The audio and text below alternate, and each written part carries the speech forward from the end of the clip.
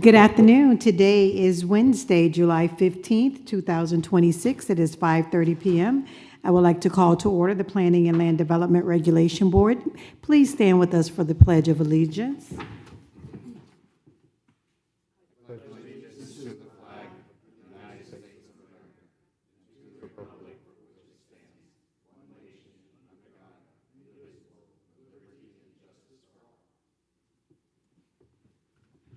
Thank you. Irene, roll call, please. Vice Chair Albano. Present. Chair Shank. Present. Board Member Hilton. Here. Board Member Stansel. Here. Board Member Gross. Board Member Decker. Here. School Board Member Davina is in the audience. We have a quorum. Thank you. We'll move to the next item on the agenda, which is the approval of the meeting minutes of the business and workshop meeting on both June 17th, 2026. Do we have a motion for approval? I'll make a motion to approve. Want me to do them Second. independently? Okay. Motion to approve for the workshop, the business meeting Yes. first? Yes.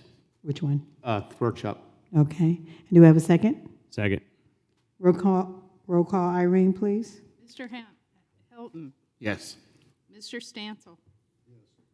Mr. Decker. Yes. Vice Chair Albano. Yes. Chair Shank. Yes, thank you. We will now have a motion for the approval of the business meeting. I'll make a motion to approve. And a second. Second. Irene, roll call, please. Board Member Hilton. Yes. Board Member Stansel. Yes. Board Member Decker.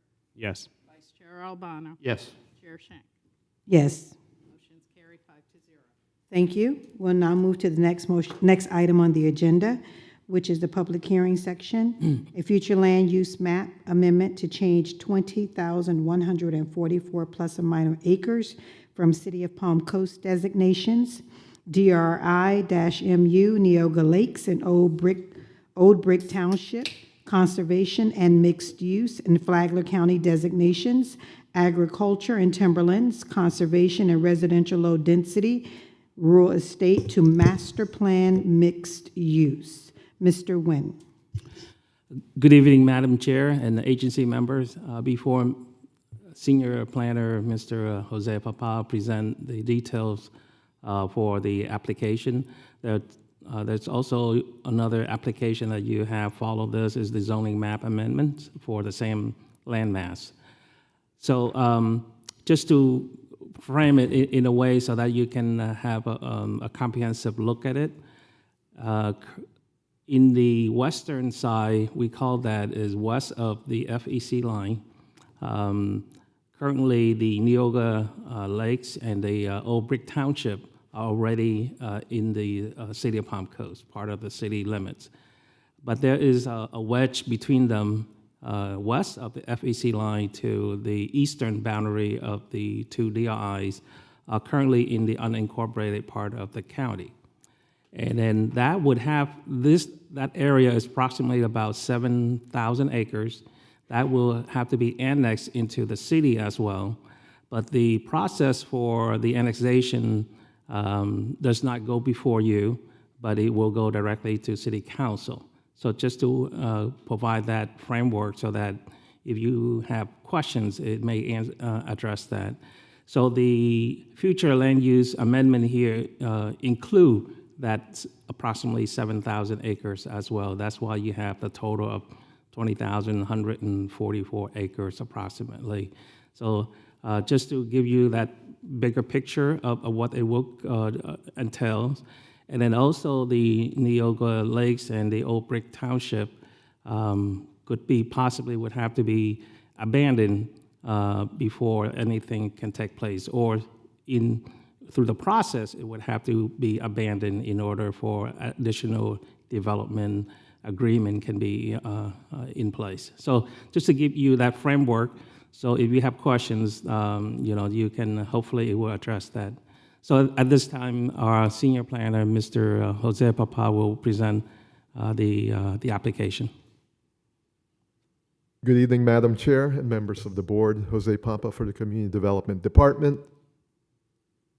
And as Mr. Nguyen mentioned, we have a singular owner for this 20,144 acre parcel. It's owned by Radiant Palm Coast LLC. As mentioned, the total area is about 20,144 acres, of which 7,000 acres, about 7,041 acres will need to be annexed. And if you look at the map, that 7,041 acres is outlined in that magenta color, about 6,600 acres.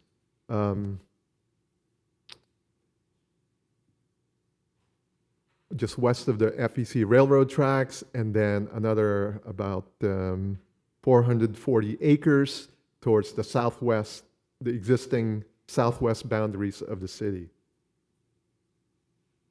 I won't go through the whole gamut of what the designations are to the proposed designation, other than to know that as part of the package we're bringing forward tonight, there is a Flume amendment and a companion zoning map amendment. And those amendments will essentially change for the Flume, will change the designation of that entire parcel to master plan mixed use. And for the zoning, it is proposed that the entire zoning of the parcel go to, or subject area go to master plan development with a development agreement. This is the map on the left shows you the existing variety of future land use map designations. And the end result would be to the right, where the entire, again, 20,000 plus or minus acres will be designated as master plan mixed use. And going, again, as background, the map on the left shows you the existing zoning districts within the subject area, which is a variety of Flagler County and Palm Coast designations. And the end result to the right, should it be approved, would be a master plan development with a development agreement. The applicant did host a neighborhood meeting on April 22, 2026 for these applications. And they provided various stations where, in an open house forum where any member of the public can come in and ask questions. So the first application we'll go through is the future land use map amendment. And with any future land use map amendment, the one thing that we look at is the impacts on public facilities. So for the analysis for this Flume amendment, we will consider the maximum development potential as proposed by the applicant in the companion zoning map amendment to the master plan development. And the tables that you'll see will provide the net change between the existing and proposed amendment, but in recognizing that there is no infrastructure really to serve the subject area, we will provide you with a gross impact from the proposed amendment. So in terms of maximum density intensity, the proposed Flume amendment looks to entitle about 21,920 dwelling units. And you know that still equates to a density of less than 1.2 per acre out there. But that if we were to use the persons per household of 2.5 for 21,920 dwelling units, that gives you a gross population increase of about 54,800. And if you remember that we have entitled DRIs out there with a total of about 12,435 units. And well, that includes also some of the other parcels that are eligible for or would be permitted for residential use. So the net change would be about 23,713 persons. And looking at the proposed non-residential use, the gross, or what's proposed in the master plan mixed use, is about 6.6 million square feet of non-residential uses, divided into office, industrial, and retail land use. And so this is the proposed Flume designation. And again, we're using the proposed caps that are established in the MPMU. So looking at this, we see that in terms of transportation, we can expect about 28,000 plus or minus trips in the PM peak hour. The demand on our potable water would be about 6.3 million gallons per day. For sanitary sewer, that's about 5.1 million gallons, about 452,955 pounds of waste per day. To meet the 8 acres per thousand level of service standards for parks, we would need an additional 438 acres. And for public education, there's going to be a gross impact of about 4,351 additional students. And again, this table just shows what that net change is based on what they have approved out there right now.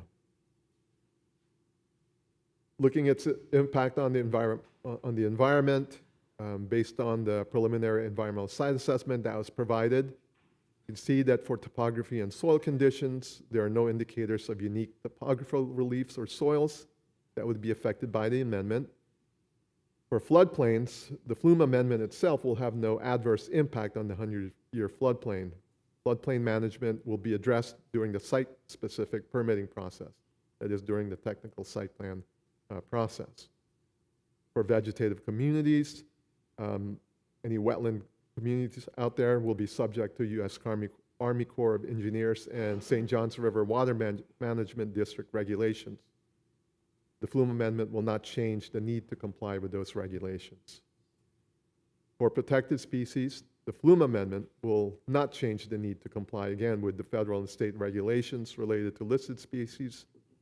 As part of the amendment, creation of the MPD, there is a greenway overlay that is proposed to ensure that what's within this parcel subject area would have interconnected greenways and wildlife corridors to other areas surrounding it, provide that continuity and to provide a viable and actually workable greenway system in that area.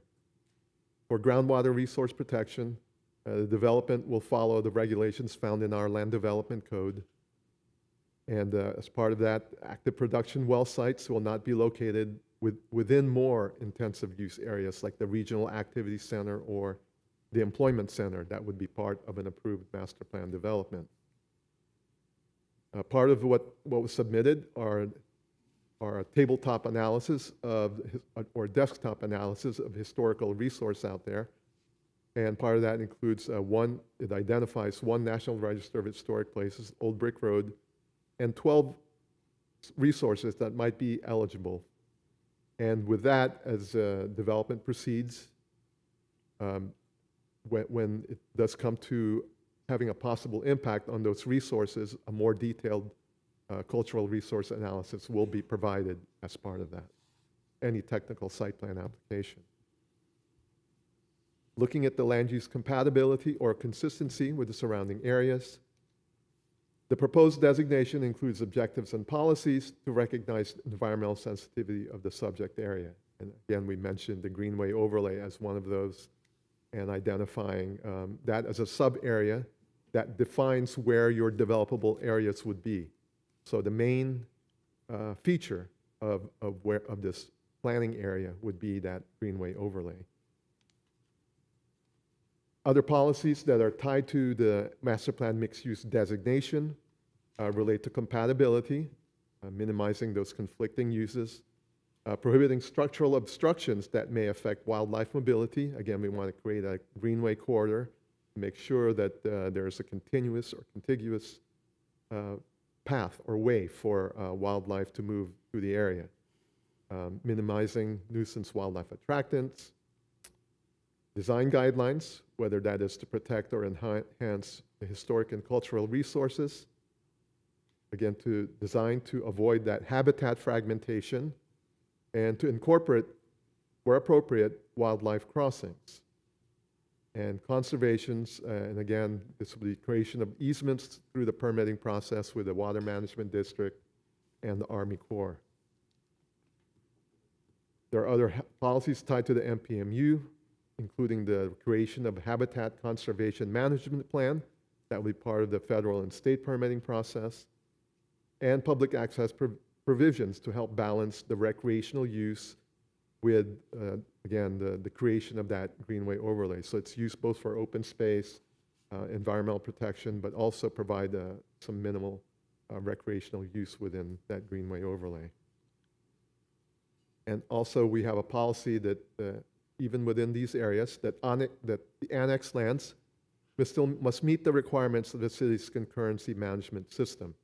And that's where we ensure that our level of service standards for parks, for water, for sewer, for transportation, and even for schools are met by any change in the land use or within those annexed areas. Looking at its consistency with a comprehensive plan, its consistency with a future land use element, and this proposed planning area creates a mixed-use community to be served by regionally significant interconnected transportation network and public facilities.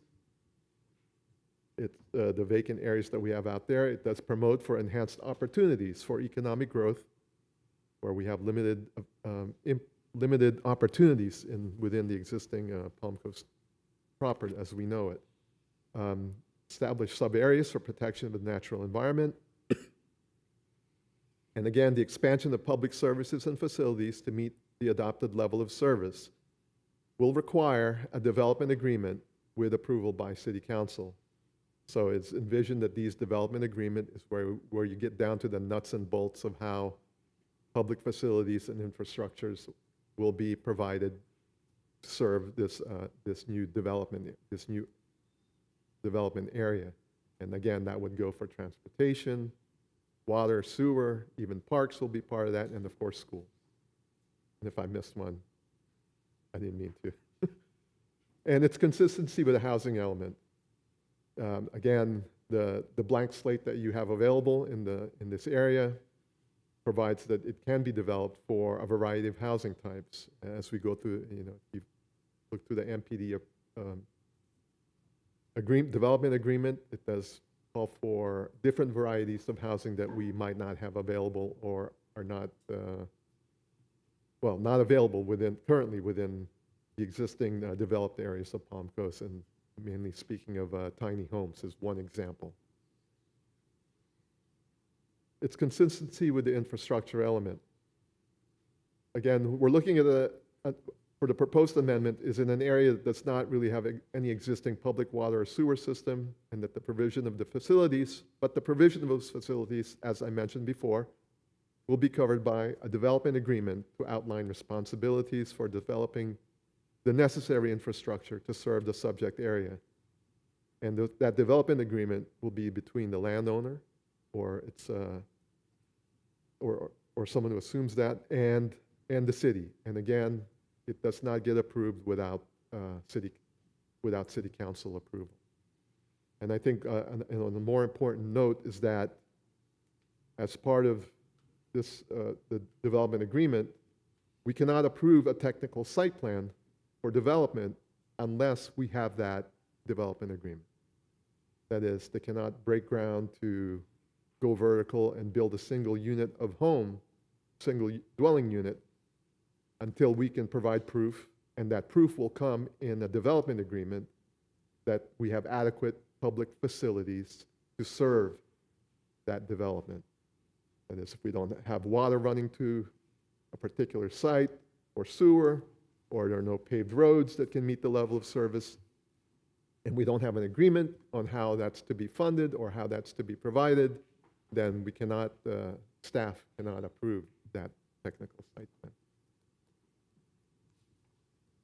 The amendment's consistency with annexation goals, objectives, and policies. It's consistent with the policy to explore opportunities for properties that can be used for commercial, industrial, and residential uses, and particularly to diversify the housing stock and to diversify the city's tax base. Another policy within the comp plan is that, again, consistent with annexation policy for within the master plan within this western area, there's the creation of a greenway overlay to protect the environmentally sensitive lands in this area. The proposed amendment is consistent with numerous policies within the economic development element. It's consistent with this element through the identification of areas for creating employment opportunities, business growth, and diversifying the tax base. This MPMU includes policies that identifies about a 950-acre employment center, and in a combination of two areas, about 550 acres, I believe, it's 550 acres of an employment center and 960 acres of a regional activity center.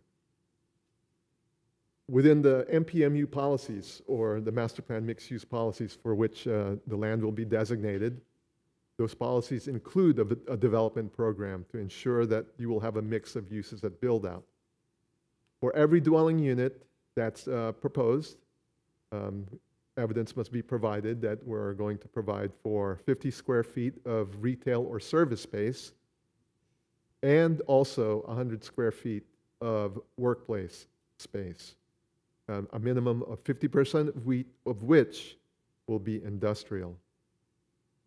And consistent with recognizing the importance of quality of life in maintaining community, the MPMU has policies that call for the use of open space and recreation areas, along with promoting alternative transportation modes in the development or proposed development of this area.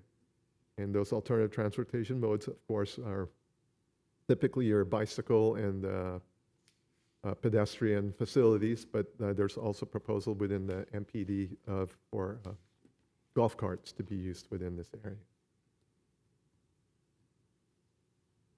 Based on those findings, staff is recommending that the planning board find application 6681 consistent with a comprehensive plan and recommend that city council approve the Flume amendment to master plan mixed use. That concludes staff's presentation for the Flume amendment. Should we move on to the MPD, or would it be preferable to? What is the preference of the board? Would you like to discuss the Flume amendment before moving on to the zoning? You may proceed. Madam Chair, before we move on, this is a quasi-judicial matter, so we'll need any ex parte communications. Has anyone had any ex parte communications regarding this item on the agenda? No. I have not. I have not. Thank you. Please continue. Thank you. So moving on to the zoning map amendment. Again, the map on the left shows you the various zoning designations that are within the subject area at this point. They include things like Flagler County designation of Mobile Home 1, agriculture, and Palm Coast designations of, actually, there's a high-intensity commercial area close to US 1 that will become part of this subject area. Preservation is another one, then also master plan development currently exists for Neoga Lakes. And so, again, the proposal will be to change the entire subject area to master plan development with a development agreement. And I know this is a little hard to see, but this is the conceptual master plan that's included within the master plan development agreement. And you can see the darker green, I'd like just to call out the darker green colors really calls out where your greenway overlay area will be. And within those greenway overlay areas are wetlands and transition zones, and also upland buffers that will be part of that greenway overlay. And the yellow areas are your developable areas.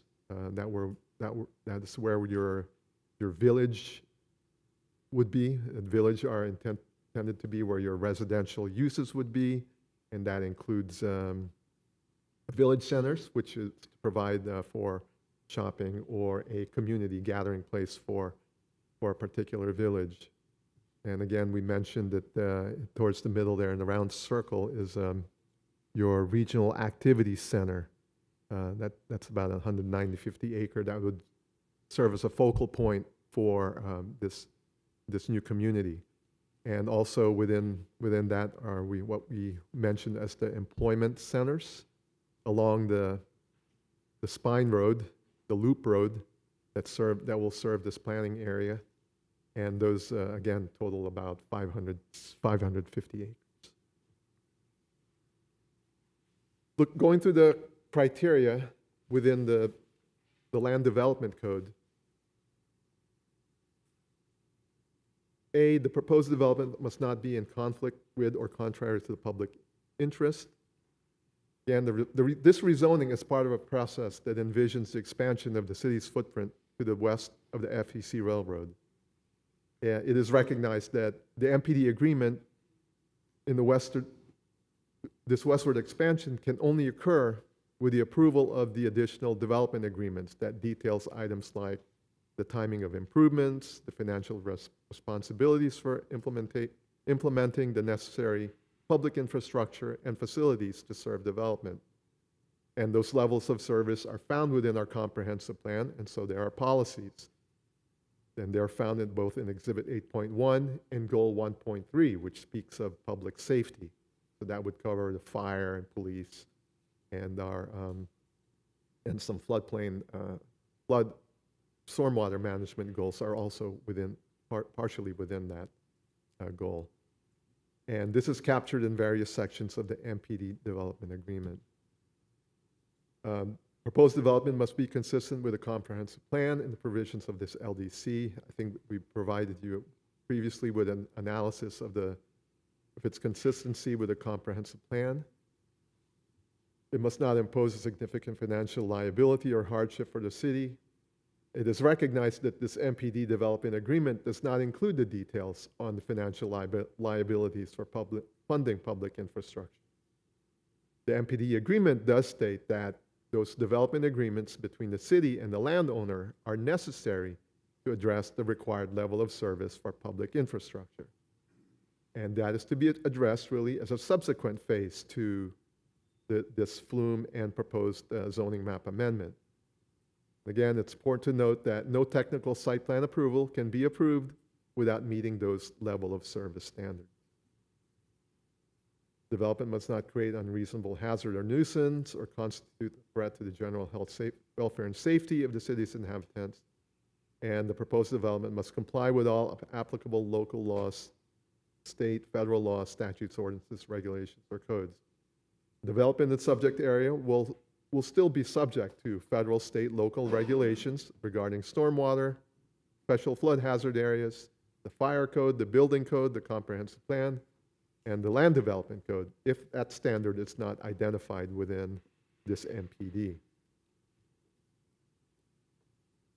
Moving on to the criteria analysis for a proposed zoning to master plan development. Again, we've addressed its consistency with a comprehensive plan, its consistency with the general intent of the LDC. The proposed the MPD development agreement does establish standards that vary from those in the land development code.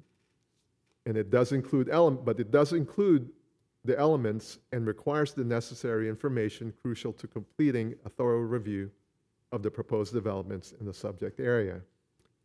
I think the vision here is that this is a new and unique area for development, and some of the standards that we have in the land development code will typically not fit or would not have enough flexibility to create the vision for this community. And so the master plan development with the development agreement is what's proposed. The degree of departure of the proposed development from surrounding areas in terms of character and density and intensity, and its compatibility with the development and relationship with surrounding neighborhoods. The proposed density for this area is 1.2 dwelling units per acre, and that's fairly consistent with what's found in existing Palm Coast. The floor to area ratio for non-residential development is typically more intense than what's currently allowed within the land development code. However, again, we're looking to intensify and to take advantage of a blank slate that would allow for non-residential development, to diversify our tax base and to provide employment and economic activity within the city.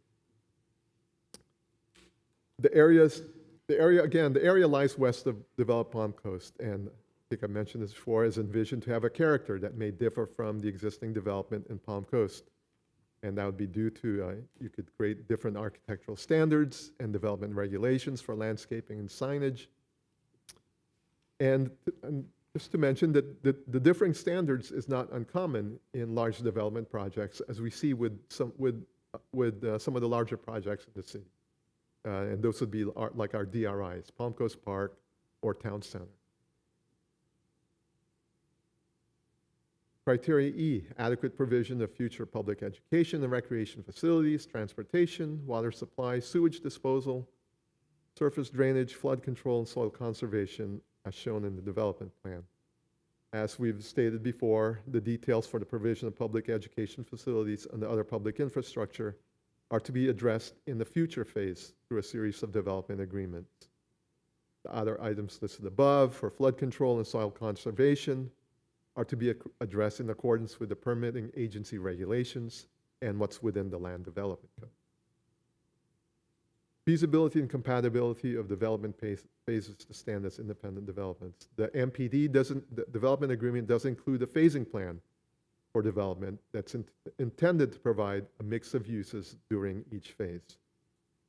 The development agreement also requires that additional development agreement, this one to address, again, the public facilities and the provision of those public facilities, must be approved prior to any development.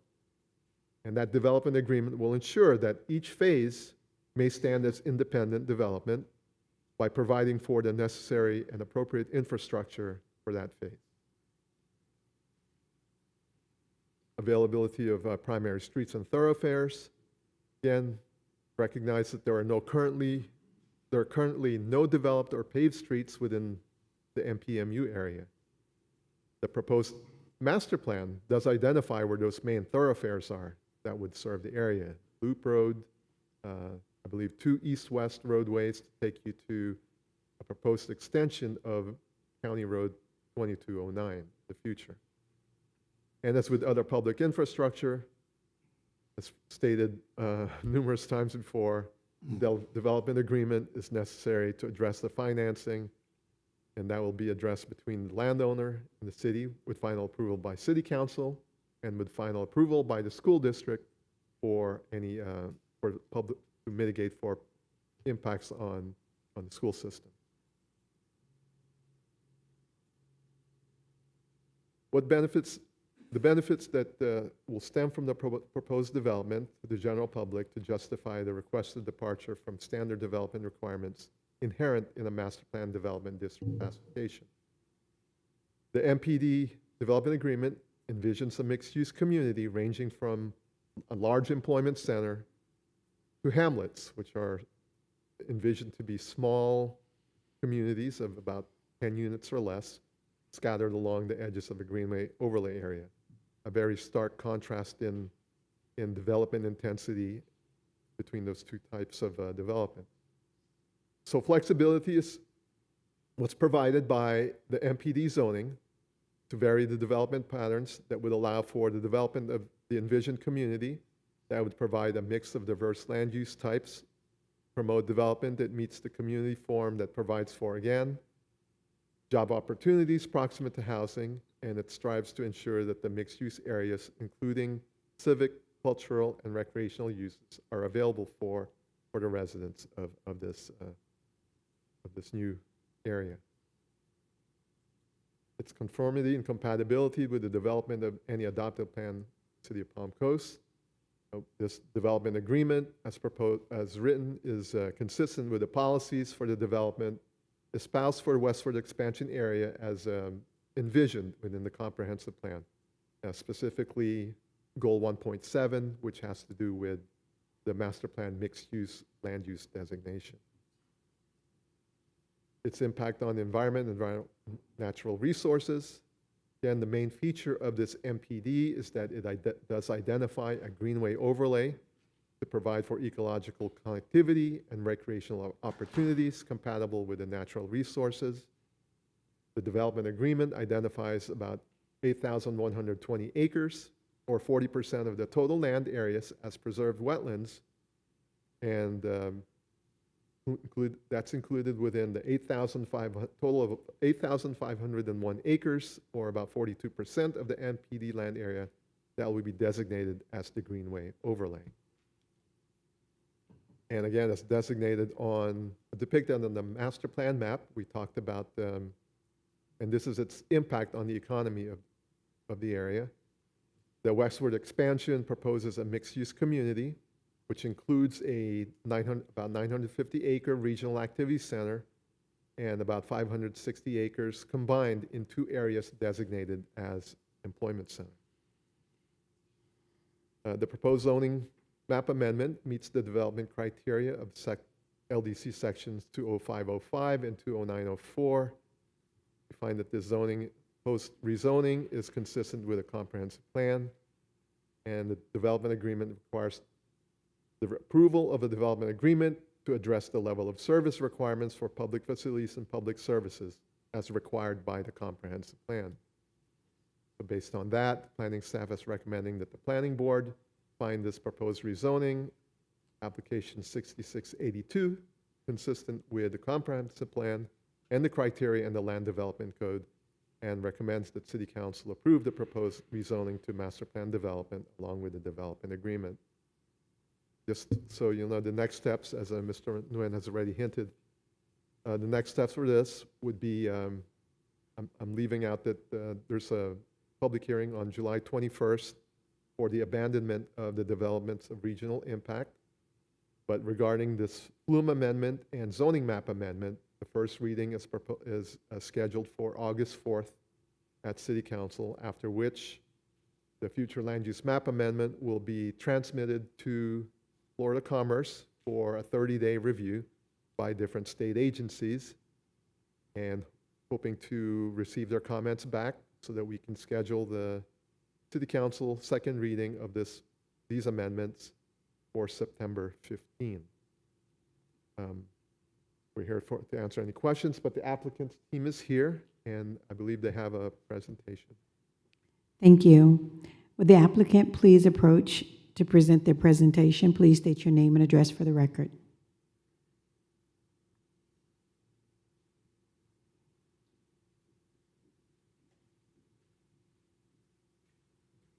Hi, good evening. My name is Mike Hahaj. I am here on behalf of the applicant, Radiant Palm Coast.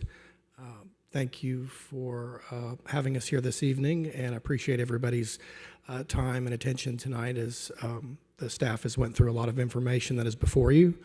I would say there's been a lot of hard work by a lot of different people, both from the staff, our group, and others to input to arrive at where we are here today. And I just want to thank everyone and appreciate everything that's got us to this hearing here this evening. What you see on the screen before you is a picture of the footprint of the land ownership for Rainier and Radiant in Flagler County, and a little bit up in St. Johns County there, but it's about 55,000 acres that we have. We've been here for quite some time, operating primarily as a forestry company on this land. The subject of the MPD that Mr. Papa was reviewing is there in orange and is just a portion of that property. So we will still be here outside of that, continuing to perform silvicultural activities as a landowner and contributor to the community here in Flagler County. And this slide is here just to maybe punctuate or remind the board and what Jose had indicated. This is step one of a process that's in front of you today related to the NPD zoning, a future annexation that will occur, and the Flume update. This is the framework for the development agreement. And then after this, after step one, begins what I'll call the public facilities mitigation agreements that, again, Mr. Papa referenced as a condition of this MPD that are required to be completed prior to development or a technical site plan approval. So there's still a lot of work to be done. I think there's a lot of questions that people have that will be answered during that process on how those facilities get mitigated for, whose responsibility, and how this occurs as development occurs through the MPD. So I'm here to answer any questions, and just as a representative of the landowner, I really thank you for your time tonight. You're welcome. Thank you. We'll return to the planning board. Are there any questions? Yes. Several. Oh, I'm sorry.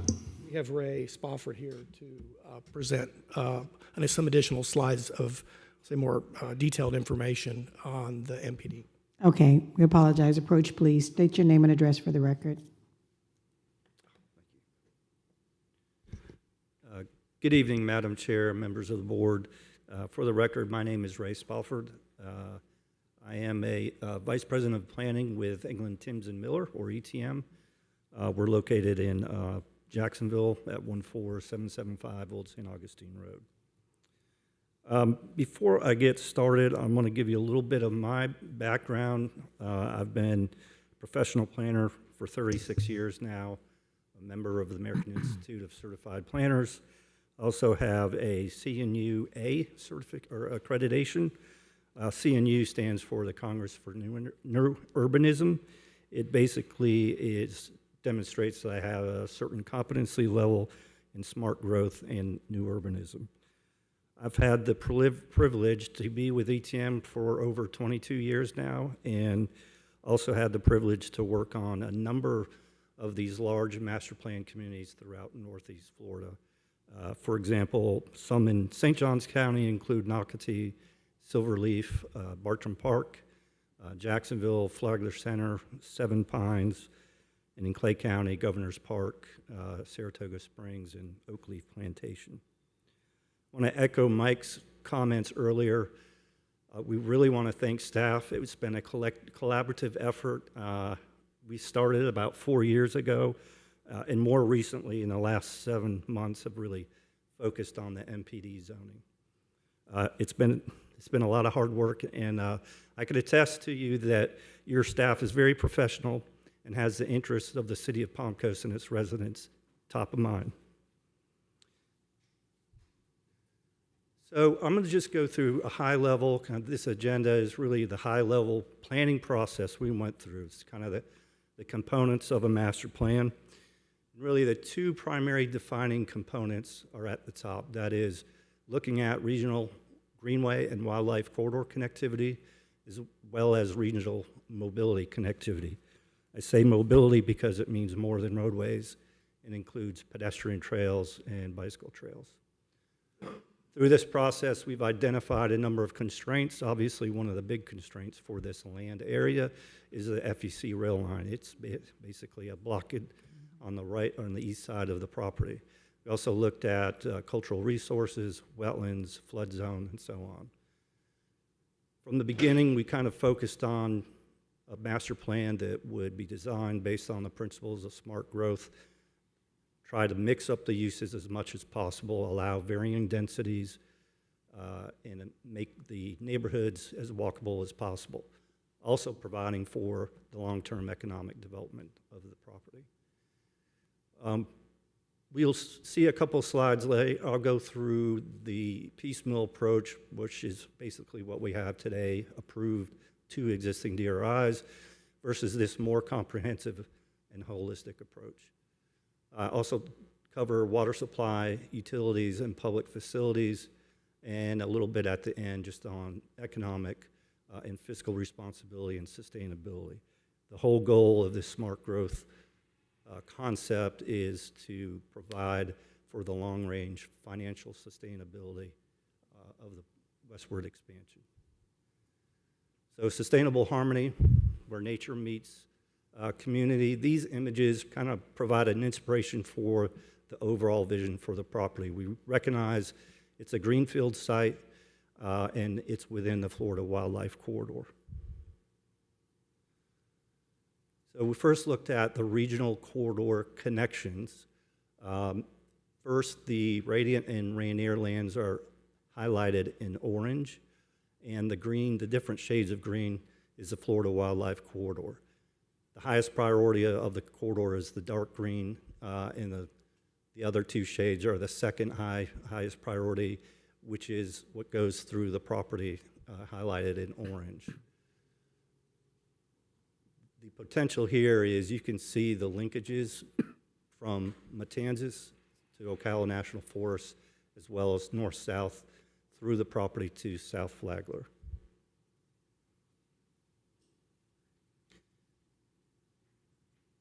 And so this is step one, the regional connections. We're looking at the regional context of the property. We recognize that we needed a backdoor for mobility purpose. And what we looked at is an extension of County Road 2209 in St. Johns County. Currently, that roadway is built basically from I-295 to State Road 16. And then from State Road 16 almost all the way to County Road 204 in the south part of St. Johns County. Most of that right-of-way has already been secured by the county. So of the 14.1 miles between County Road 204 and State Road 100, only 1.25 miles are not owned by Radiant or Rayonier. So that provides for a further connection all the way south to I-4 and really in Sanford. That corridor will provide enhanced capacity on I-95 and I-4. It also provides the opportunity for pass-by traffic for the property for economic development purposes. And finally, it also provides just a long-term solution for hurricane evacuation as well. This is just a zoomed-in version that shows that wildlife corridor connectivity. Again, we're looking at the linkage from Matanzas River all the way over the Cattle National Forest. This is what the existing conservation lands on the north side and the west side of the property. Lands in green are owned by the state. The lands in orange are owned locally, including the orange at the top of the property, the north boundary, were recently sold to Flagler County for conservation land. And then the purple is private conservation easements. This slide shows the existing approved DRIs. A couple things will stand out here. Obviously, you have Palm Coast Park on to the east. You have Old Brick Township in the northwest. Neogo Lakes in the southwest. First, obviously, there's the annexation lands that are kind of the hole in the donut. Second, all of the existing roadway and utility infrastructure is to the east over by the railroad. You would have to build almost 3 miles of road and utility infrastructure just to get to Old Brick Township. Plus, if the roadway network outlined in white all goes back into the city of Palm Coast to connect to Palm Coast Parkway and Matanzas Woods Parkway. The other thing I want to point out here is the crosshatched areas in Old Brick Township as well as in Neogo Lakes to the south is what was planned to be set aside as the Greenway and network. This is the proposed master plan for the westward expansion. 2 main points again. You can see the size of the Greenway overlay in the northwest part of the site, as well as the connections to the south when compared to the existing DRIs. Second, the roadway network is interconnected and provides that future long-range connection to the west. Just to compare the approved development programs, the NPMU land use or the westward expansion concept plan, very similar in density. It provides a greater opportunity for non-residential development long-term. We plan to provide 3 sites. We will continue collaboration with the school board on the planning for those sites. And then the hotel, soccer, and sports and entertainment are all land uses that we hope to be a catalyst for the Regional Activity Center.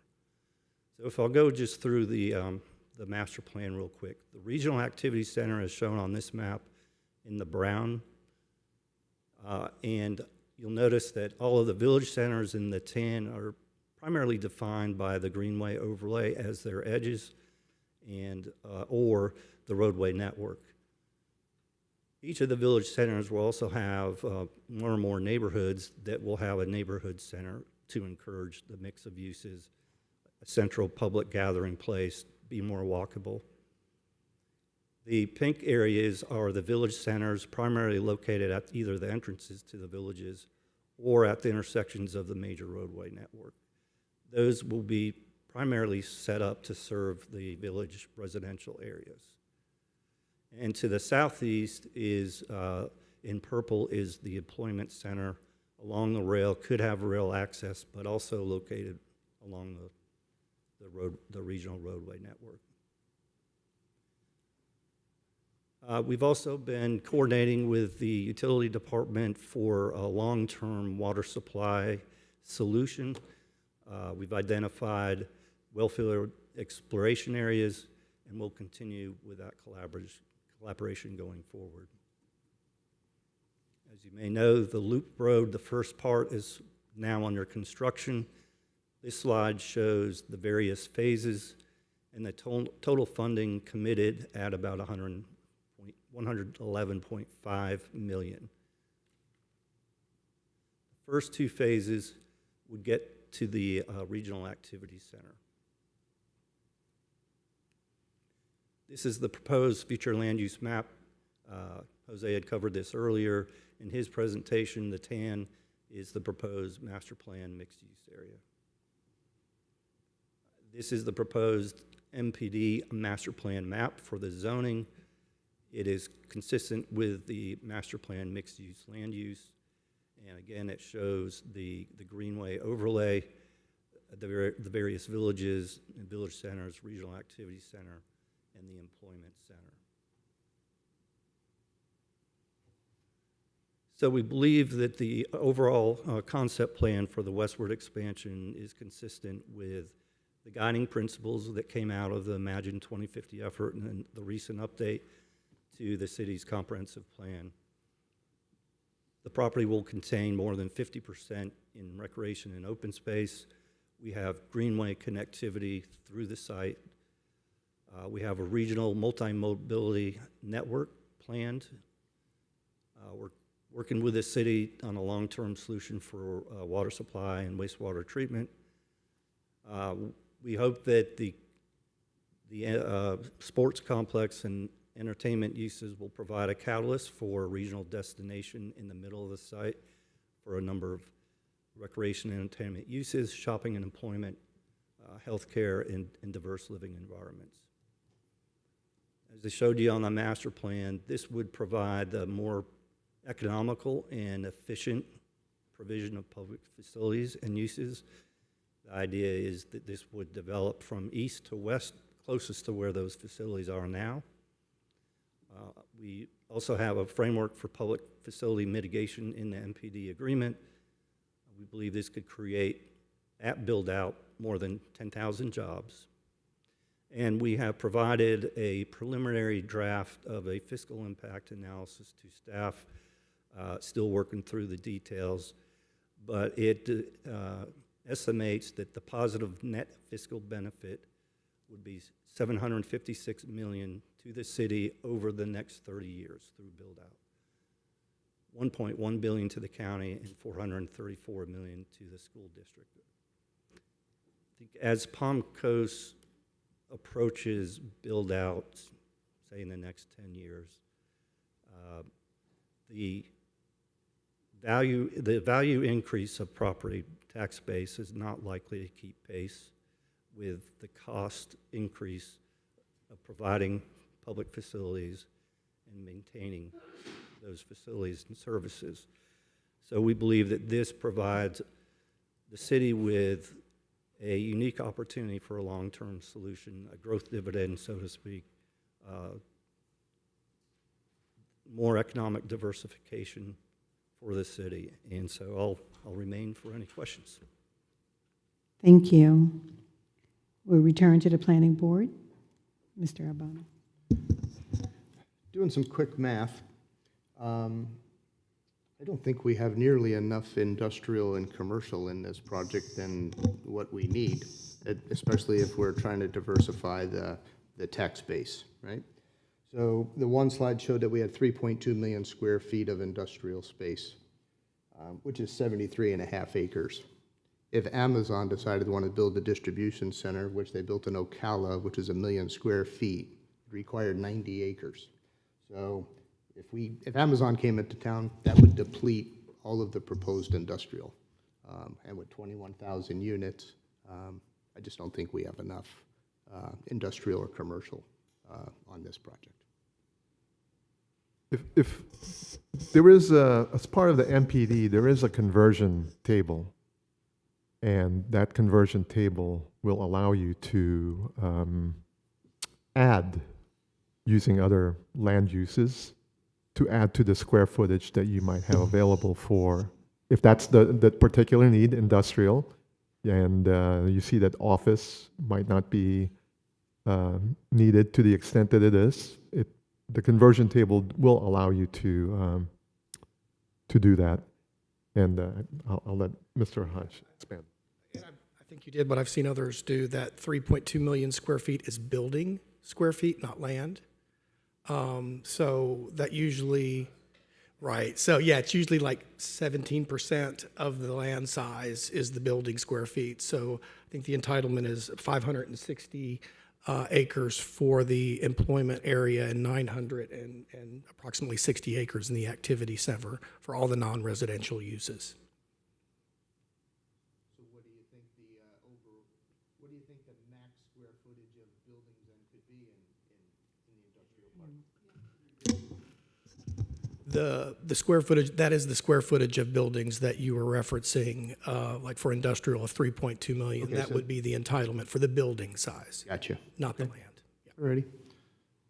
Thank you. Thank you. Any additional questions? It's sort of related to that. Does the MPD or can the MPD include any triggers or thresholds, like after a certain amount of residential units are built, that we stop and have to build out these industrial, commercial? There is I believe we're adding a provision to, in terms of phasing, that as you can see with each phase, there's a certain amount of residential, a certain amount of non-residential. And what I think part of the phasing plan that's probably going to be further tweaked is that you cannot expand your residential beyond a certain point without providing for the non-residential to a certain extent. And the numbers are escaping me off the top of my head, but that's to ensure that we have a provision for non-residential to keep pace with, so to speak, with residential. Thank you. Do we have that number, or is there a way to find out before we have any discussion on it? Yeah, basically, we added a provision in the MPD agreement that before you could go into phase 2 residential, you had to set aside at least 50% of the required workplace space, which is office and industrial. So it has to be set aside. We can't be held to actually building it. That's going to be market driven. But we do have to demonstrate through site plans that that space is set aside for those workplace uses.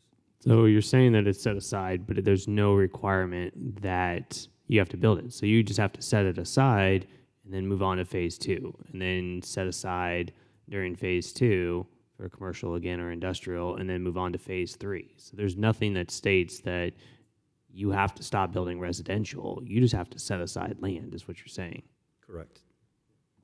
And then and there's nothing that prevents you from coming before the board requesting an amendment at any point in time, correct? That's correct. Right. And Yep. And to further expand on these other comments, I definitely agree with everybody here. It seems like we should front load the industrial and commercial. I mean, currently we're long on residential and quite short on commercial and industrial here in the city. This is a question for the staff or for the city. Is there a way that we can require that there's industrial commercial that actually get built out before we just continue to allow them to build out every phase of residential to where we're at right now, where the city's covered in residential, and now we're trying to build out industrial and shutting down our roadways?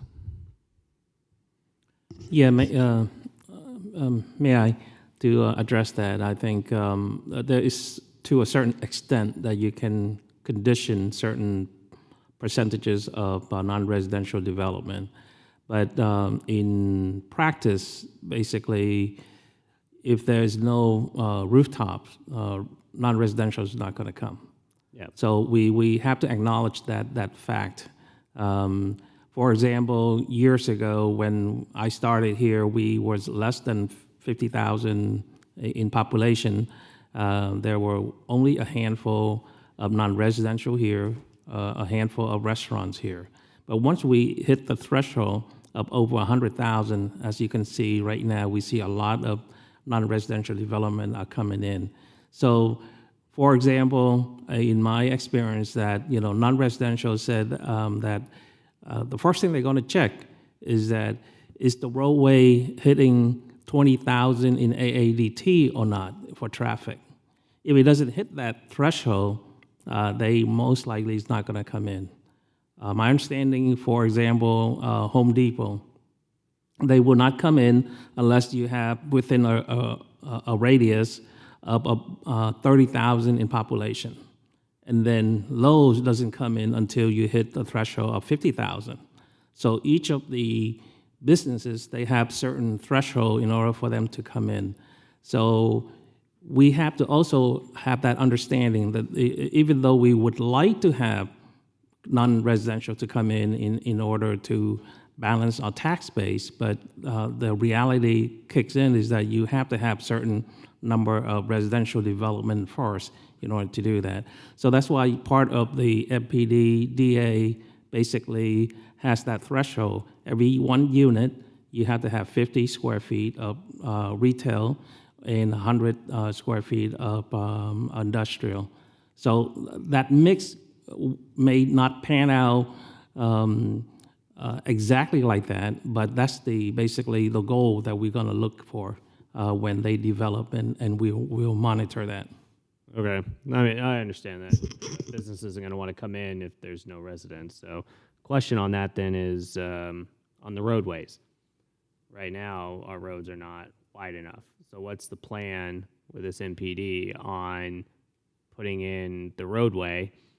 Are we going to build the roads for future growth and say, we're going to potentially need a 4-lane road here, and let's build the 4-lane road now instead of saying, hey, we're just going to build the 2-lane road and we'll expand later on, which then it creates our issues that we have now. Yep. And it will also cost the city a lot more money to expand once infrastructure is already in. And then who's funding these roadways through this MPD? Correct. Good question. And that's the step 2 that Mike talked about earlier. We wanted to get to this point and understand that they have the land use and the zoning. Step 2 is now we got to spend more money and time doing a travel demand modeling that'll set those triggers, doing the research to identify the funding mechanism that'll pay for these improvements.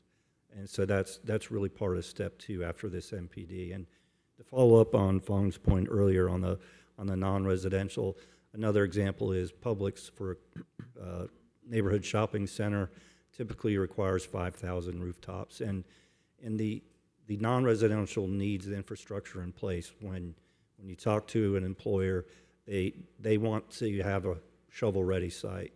And quite honestly, the residential is what pays for that infrastructure being extended to allow these sites to be shovel-ready. So this might be a question for the city too. In that second phase, where say we go forward saying that the land use can be used for the MPD, would that second phase be the time where we discuss requirements of the roads, requirements of utilities. So require that they put in reclaimed water, so that way the infrastructure is already in for all this stuff before. And could it be something where we require them to build out the roads? Because I know we've had this conversation multiple times about trip counts, and we can't expand the roads until we hit a certain trip count. But can we require the MPD during that phase to build the roads to max capacity right away? Well, let me try to address that as a complex issue. So first thing is that you need to take a look at the overall constraint for both the developments and both for local government as well. So based on state statute, the impact to the system, they would allow the impact to move forward and pay only the proportionate share, not the total impact, okay? So, for example, in terms of transportation for the city, is that we're gonna look at a comprehensive impact of the total 20,144 acres or 21,000 something units and the non-residential square feet. And we look at that and we see at build out, what is the infrastructure needs for within the development and what is the impact outside of development. So we basically know there's only 2 roadways that are basically in and out until we have 2209 coming down. That is Matanzas Woods Parkway and Palm Coast Parkway. So the impact to our existing infrastructure needs to be also looked at because part of the evaluation is that we don't want existing residents to pay for the impact of this development. But we're gonna look at what is the mitigation amount because statute limits that. So we can basically look at the mitigation amount and we're gonna take a look at the prioritization in order to require the improvements. So you look at the comprehensive impact and then you look at narrow down to phases. So let's say phase 1, a certain amount of residential development and non-residential development will be in phase 1. And we look at that to see what is the requirement in order to serve that phase 1 impact and what is that impact to our existing infrastructure. So that needs to be ironed out and mitigated for. The same thing is for utility. There's no utility out there, then we have to have basically an agreement in order to serve the utility, whether that would trigger another water plant treatment, a wastewater plant treatment, that will be in place, or is there capacity within the city in order to provide that in the interim before another plan is basically constructed on the west side. So all those agreements will have to worked out and get city council approval before any vertical construction can happen. So basically, and before any number of units could be constructed. Does that answer your question? Yeah, I have concerns with the fact that we're just going to build a 1-lane road kind of thing first, and then with the potential 3 lanes in the future, let's just say, instead of just saying, hey, let's build the 3 lanes, because we're gonna spend more money as a city to keep updating our roads and adding an extra lane, and we're like, all right, well, we're gonna outgrow what we build up front. And I don't understand why we're just gonna say, hey, why not require them to build the 3-lane road if that's what it is, and up front? I mean, we're going to spend more money as a city to expand our roadways and to expand all these infrastructures in the long run than we would just doing it up front. Because we're just creating the same issues we have now by not saying, hey, the MPD is going to have to do this and put those requirements in. I think that will be part of the discussion between the city and the property owners or developers to address that. I've seen many successful large development had done that. For example, in St. Johns County, Nocatee, basically, the first day, they provide all the roadway infrastructure up front. Yes. I mean, they have that ability. So that's part of the discussion that we need to talk as we move forward into what we call it now, step 2, in order to make that happen. I think Mr. Spalford wanted to respond. Yes, I mean, the goal is, at least in the case of the loop road, is to construct that initially as a 4-lane divided roadway. It's far less expensive to build the 4 lanes up front in the first place and to go back. Yes. And then add lanes. So that is obviously the goal with the whole regional roadway network, to make it as, cost efficient as possible, is get the infrastructure in that's needed for at least a couple, 3 phases. And so it's an iterative process we're going to go through with staff. And Fong and I go back in St. Johns County a number of times with Nocatee and other projects. And that's step 2, and that's going to take some time to work through before we come back.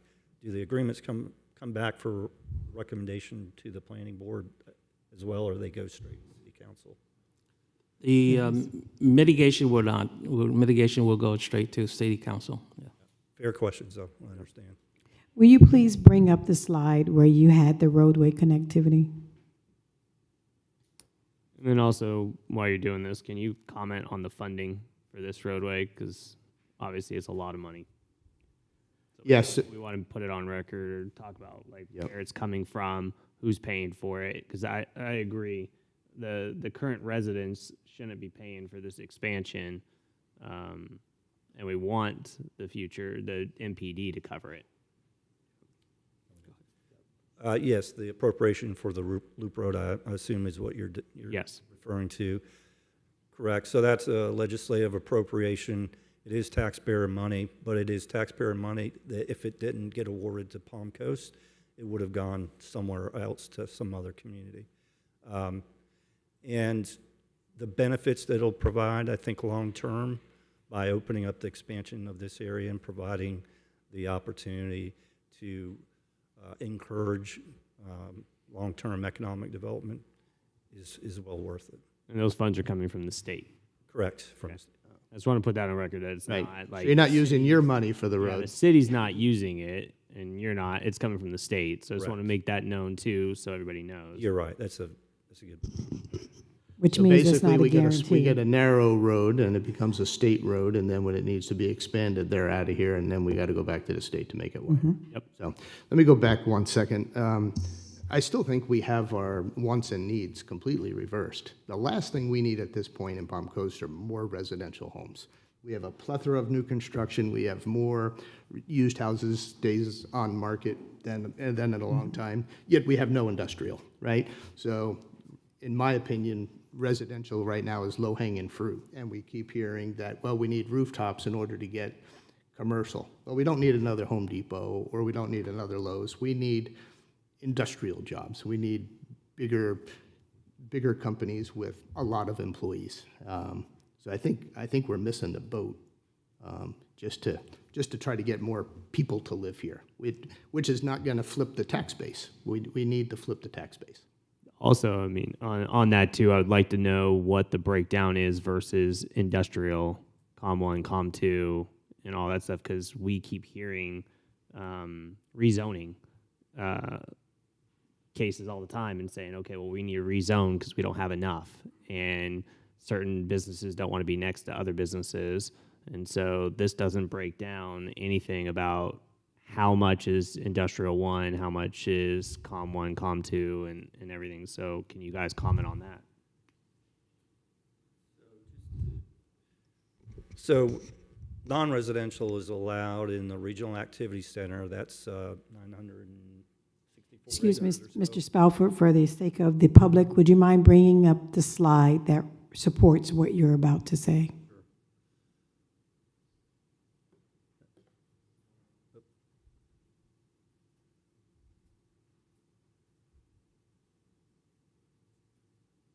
That's it. Yeah. So this is the comparison slide with existing DRIs and the westward expansion. The Regional Activity Center, we have estimated at 964 acres. That's the area. it's in brown. That allows a wide range of non-residential uses. Obviously, we need to get the infrastructure there to support that non-residential, that being a loop road extension of utilities. The pink areas as the village centers also allow for those probably be more neighborhood, community type commercial uses. And then the employment center is about 564 acres. Use a general rule of thumb of 10,000 square feet of building area per acre. It could potentially get up to 5.6 million square feet. We are currently proposing just over 3.2 million square feet of industrial, excuse me. So you had mentioned these are square footage of the building, but what's the square footage of the land? So it's easier comparison. So you're looking at a 20,000 acre development, but then we're only looking at square footage of the building. But what are the acreages that are identified for commercial, industrial, and then is there any discussion, breakdown of what type of commercial and industrial there are? Or is that going to be in phase 2? No, that's all in the permitted use table in the MPD agreement. I can just tell you that it allows a wide range of non-residential. It includes industrial distribution, manufacturing, assembly, the full gamut. In terms of, we look at it in terms of the land area and acreage. So I just mentioned just the regional activity center and the employment center is about 1,500 acres total. And then you also have the village centers. I'm not sure what their acreage is offhand. Do you have that? But that's going to be in the range of another 500 acres. Doesn't appear that your math is the same as the city's math. So if you have 21,920 dwelling units, the city slide said it needed 50 square feet for commercial for dwelling units, would only bring in about 1.1 million, yet you have 1.8, and then the industrial should be about the same. And you have, so I'm unsure of how the math came about. Yeah, and from what I'm hearing, you've got 20,000 acres of land, and you're only going to build 2,000 acres of commercial and industrial. So it's 18,000 acres of residential, and then obviously utilities and roadway and any of that stuff. But from the math that I'm looking at, you got 20,000 acres here, and you just said that there's 1,500 acres for, say, commercial and 500 acres for something else. So you're really only showing 2,000 acres. So the math, like you said, isn't adding up to us. Right, but I look at it as developable area. So although we have 20,144 acres, over 10,000 of that has to be set aside as open space. So we're really more in the 9 to 10,000 developable acre range. And in the master plan mixed use, future land use category, it requires a certain amount, I think it's 50 square feet of commercial per home, and it's 100 square feet of industrial and office per home.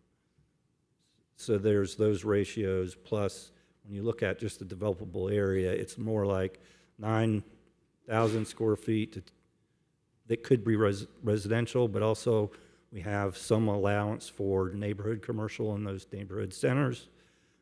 And then you've got the other, half the site's going to be an open site, in open space.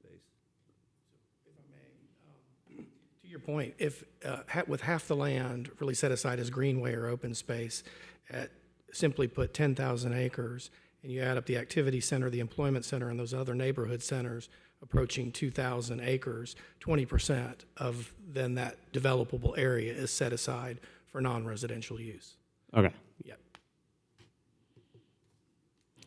I've got a question. I'm confused. 28,000 seat sports arena. What's the purpose or need for that in a housing area? And how much is it going to cost, and who's going to pay for it? Yeah, I mean, good question. So that's going to be determined, down the road.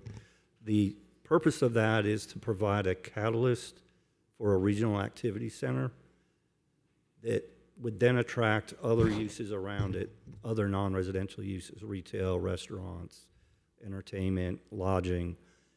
That's the point of including it in the development program to allow for that occur on the site. It doesn't mean it's actually going to happen. It's to allow for those types of uses. That's what that would help bring in the non-residential. You put a recreation center, a sports entertainment area where they're doing tournaments and other things like that. Yes. Then it would bring in the hotel. It would bring in the restaurants. So bring in all that stuff that we're looking at, the commercial and or non-industrial, but more the commercial side. So that would be a benefit. So it's important to note that this is all conceptual. Yes. Doesn't mean that any of this is going to happen this way. And it doesn't mean that the landowner won't have the right to sell off any portion of this property at any point in time. So it's very important that we're trying to narrow them down to what it's going to be. They put the disclaimer at the bottom of their slide. It's conceptual.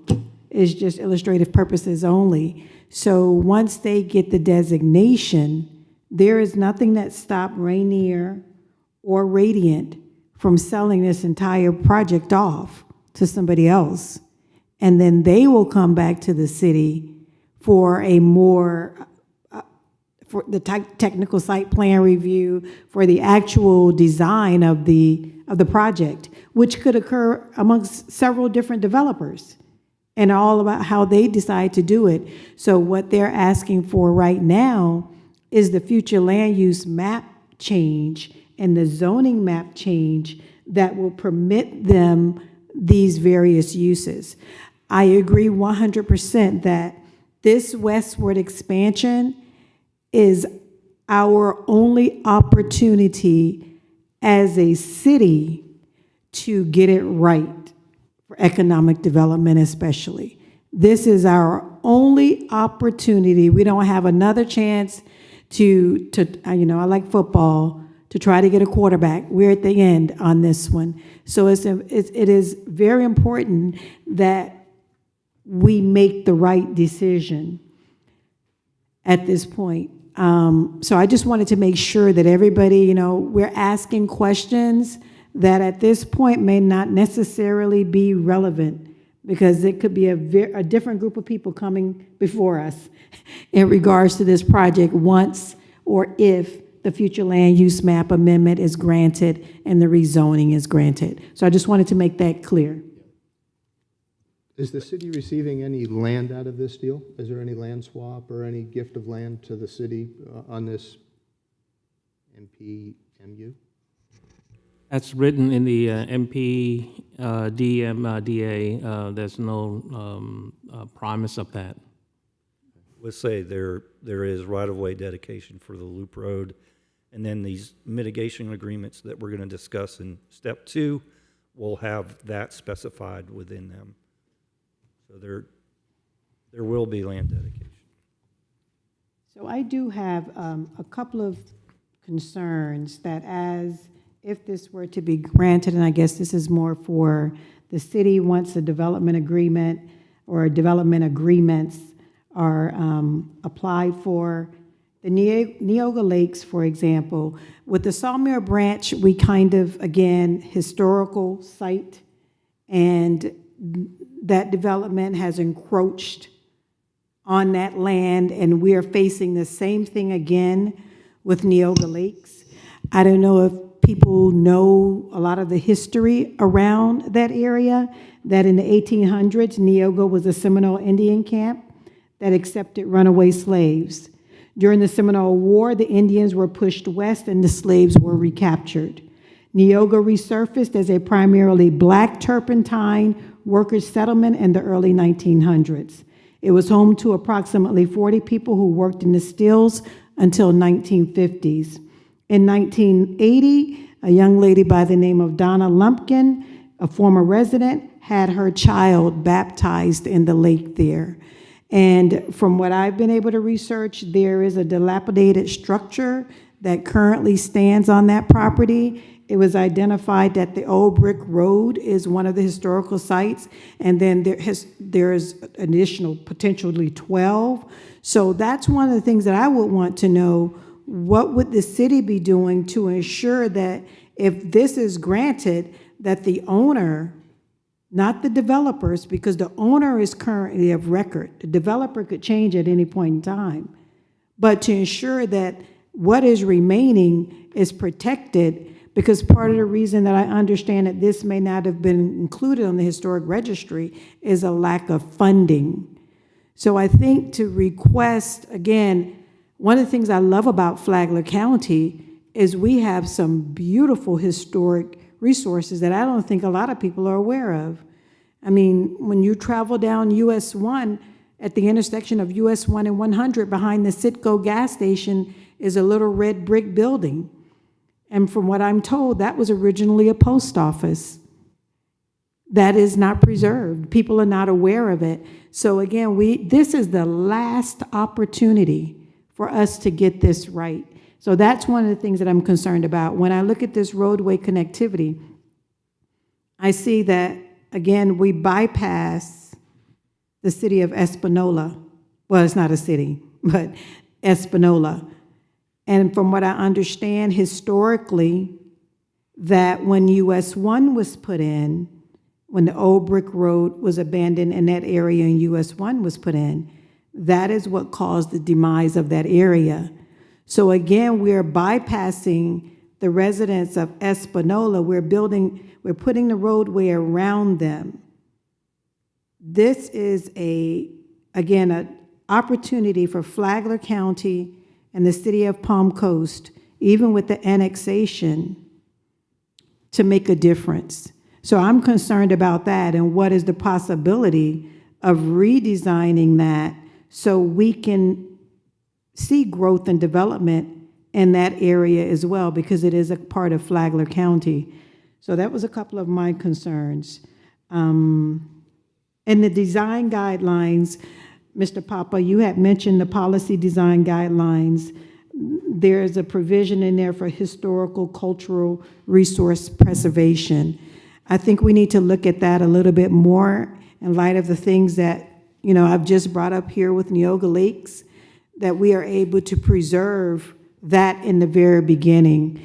Because I do agree, you guys have been blessed to have the diamond here in the city of Palm Coast right now is what it is. And we know it's going to be developed. You're a landowner, you have land rights, you have entitlements. How it's going to be developed, we have a part in that. And I think that you're able to hear, the public hasn't had an opportunity to speak as of yet, but I think that you hear all of these volunteers up here, what our concerns are. And I thank you for listening to us. If there are no other comments from the planning board, I would like to give the public the opportunity to open for public comment.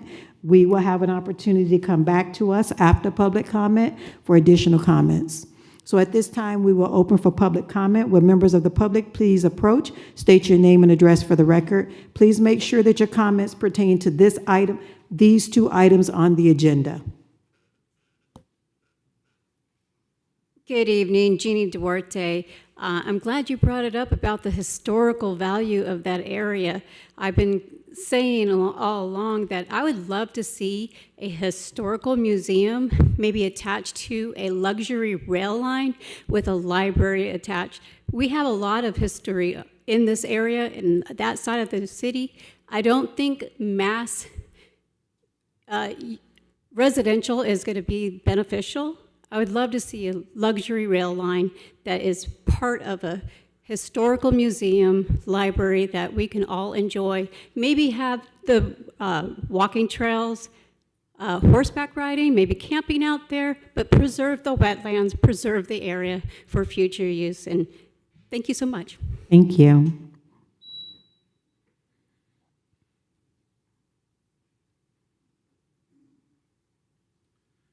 Good evening. Good evening. Chair and board members.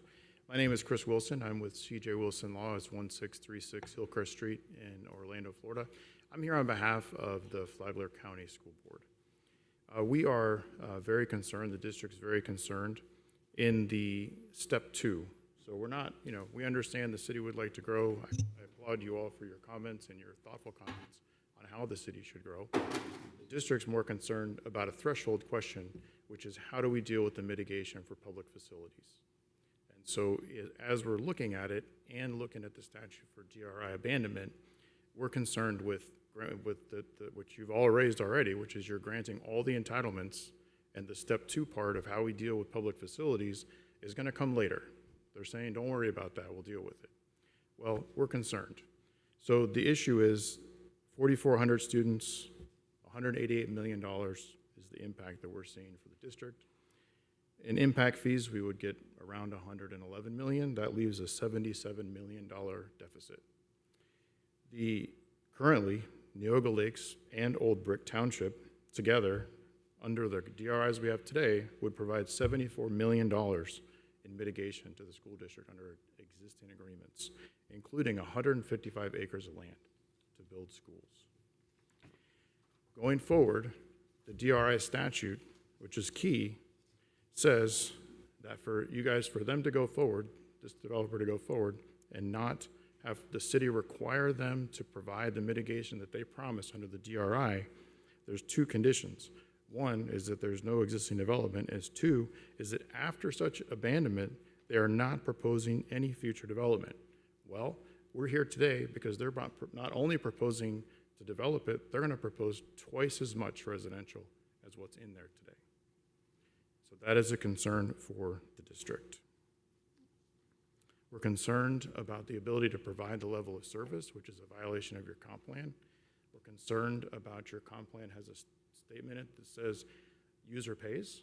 So we're concerned you're violating the comp plan by pushing these costs onto others and not onto the user.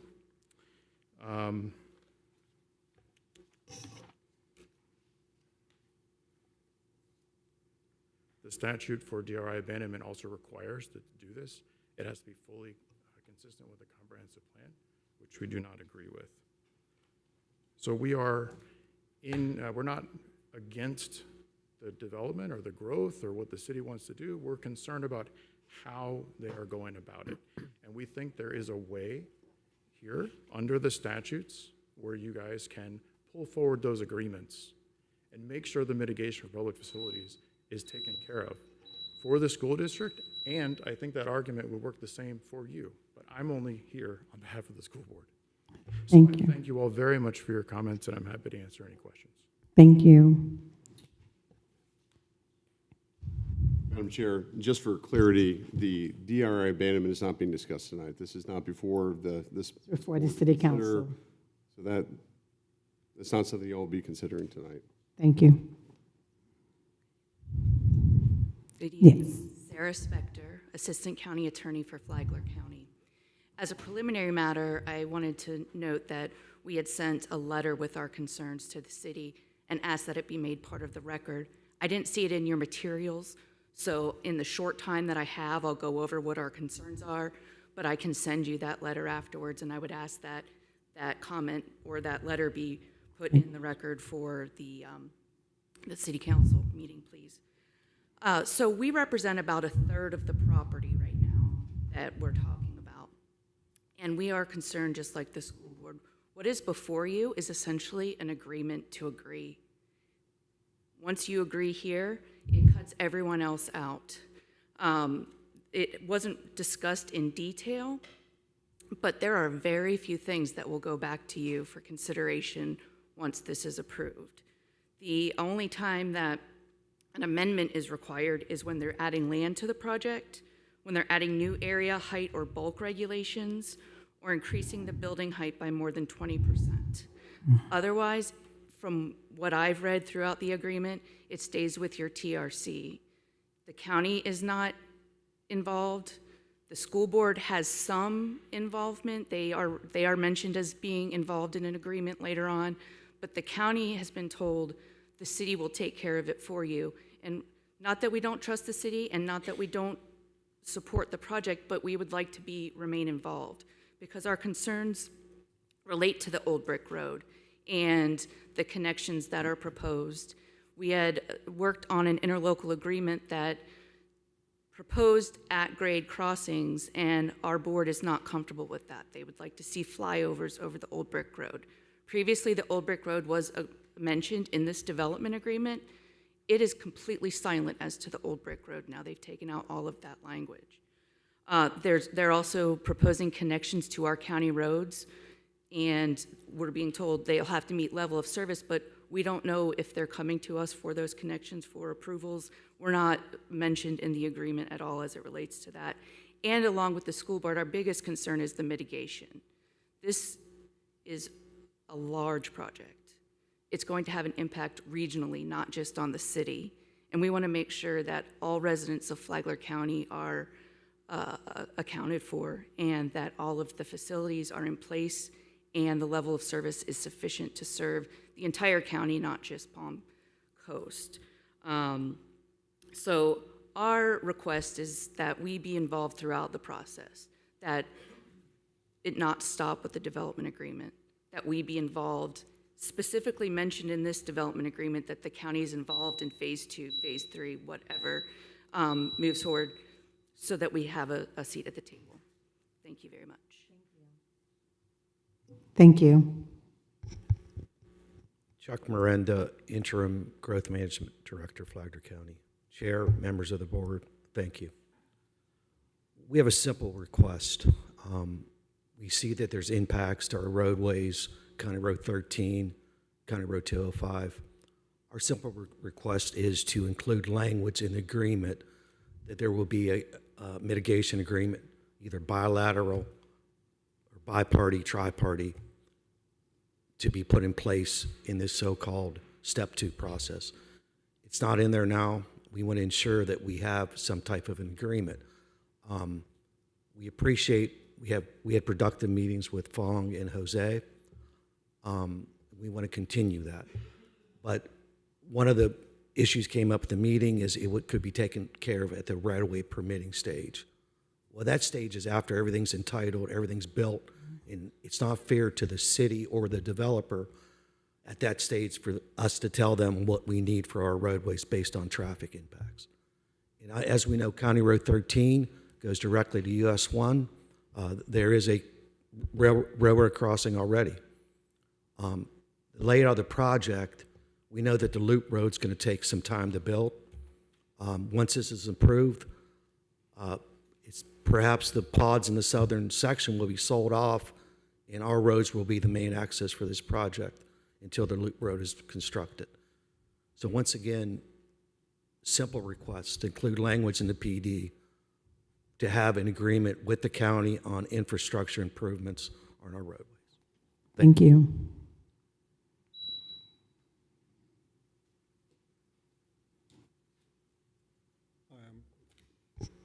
I'm Preston Zepp. I'm the city historian for Palm Coast. I went through the reports that were done for this development.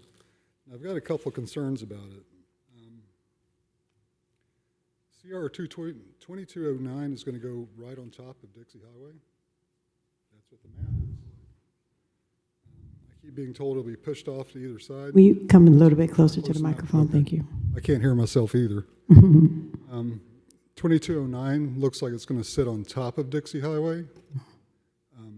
I've heard it's going to be off to either side, but just looking at the maps, it sits on top, including the one that was pulled up tonight. There's a couple of crossings that are supposed to go across Dixie Highway. What's going to happen if all that happens? Dixie Highway comes off the National Register. We lose eligibility. It's not a permanent thing. I don't know if y'all know that or not.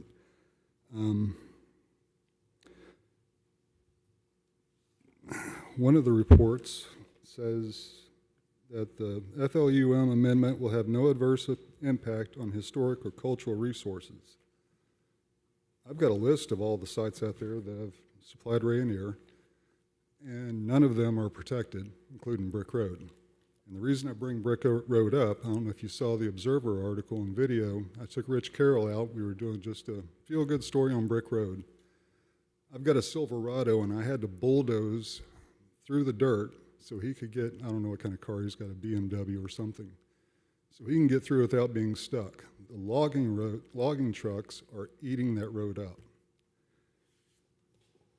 This is the big book of Brick Road. It's the National Register paperwork on it. In 2014, or 2004, a survey was done, a cultural resource management plan for Old Dixie Highway. And I didn't bring the whole thing because it's thicker than this is.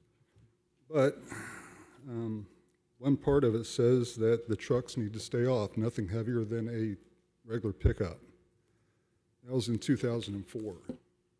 Today, that road is destroyed. If you drive down it, it's a mess. It's crowned. It was never originally crowned. It was flat.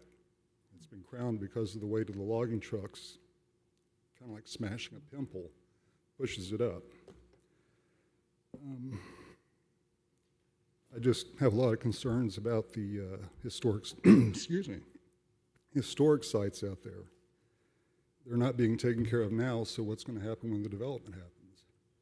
And to answer your question about the little brick building on 100 and behind Sitco, that was a telephone exchange, the first one for Flagler County. Thank you. Are there any other members? Good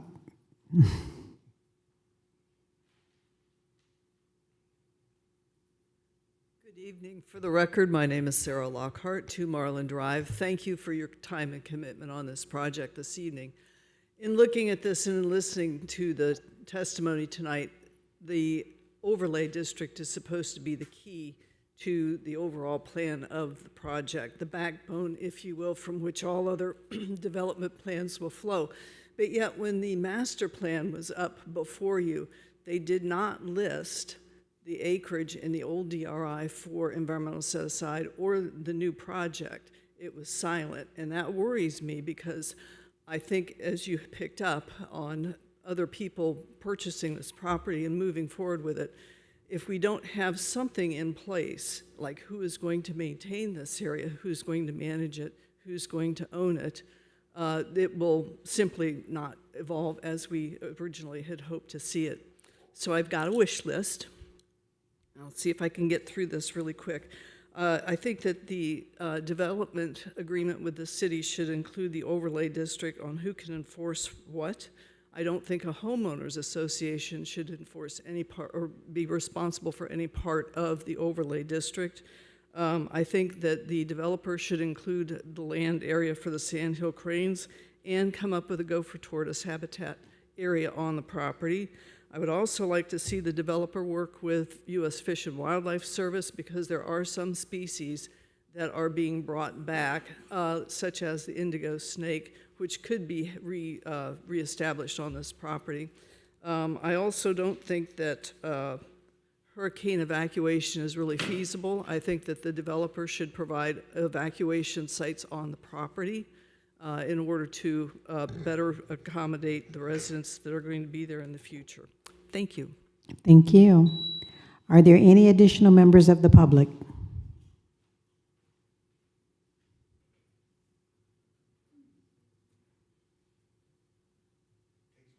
Take your time. Hi, ladies and gentlemen. My name is John Mancini. I am a resident of Brunel. I live on 1740 County Road 13. Our land is adjacent to the mixed use development, and we're back to back with this property.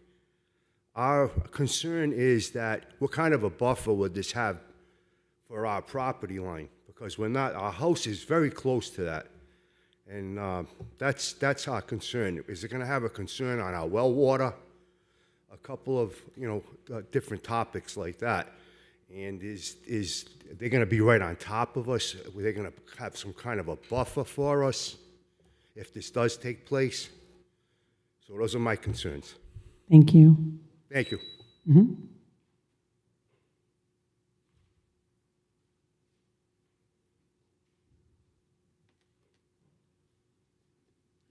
Good evening, Tony Amaral, Palm Coast.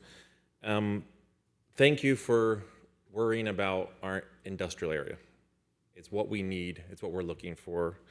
I did see from the original DRIs to the new MPMU, they're increasing the total acreage about 72%, but yet we're only going to increase our industrial about 40%. I do have concerns also of it not being distinguished early and boundaries set and saying this is the industrial 1, this is industrial 2, the breakdown, like you mentioned. I do think that is something that we can negotiate and get that laid out. And we should lay it out early, because that way it's not a development pops up, and then the industrial goes in the middle. And like Mrs. Schenk referred to, of it comes back because now it's going to go for the, it's going to actually be zoned industrial, and those developments will show up and say, not in my backyard. And then it puts the council at a predicament on what to do, even though that was the original intent. If it's laid out early, if it's clearly identified, if the markers are there, the numbers are there, I would be definitely for that, because we do need that. As far as commercial is different than industrial. Commercial does need houses, does need volume, does need traveling. Industrial creates the jobs to go to the commercial and purchase. So I do thank you for keeping that in mind. I would like you guys to stay firm on that, and I look forward to hearing the conversation. Thank you. Thank you. Are there any additional members of the public?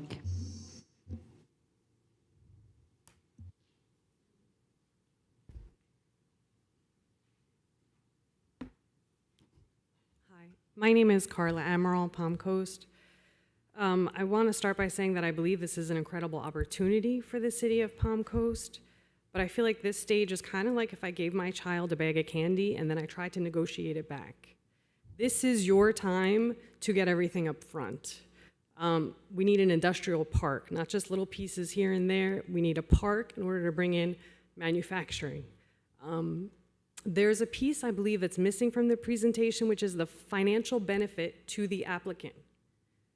This is kind of like writing them a blank check without actually writing them a check. So what are we getting in return? Are we getting our industrial? Maybe some workforce housing, maybe some land for road expansion. There are things that you can ask for because they are getting such a financial benefit from this agreement.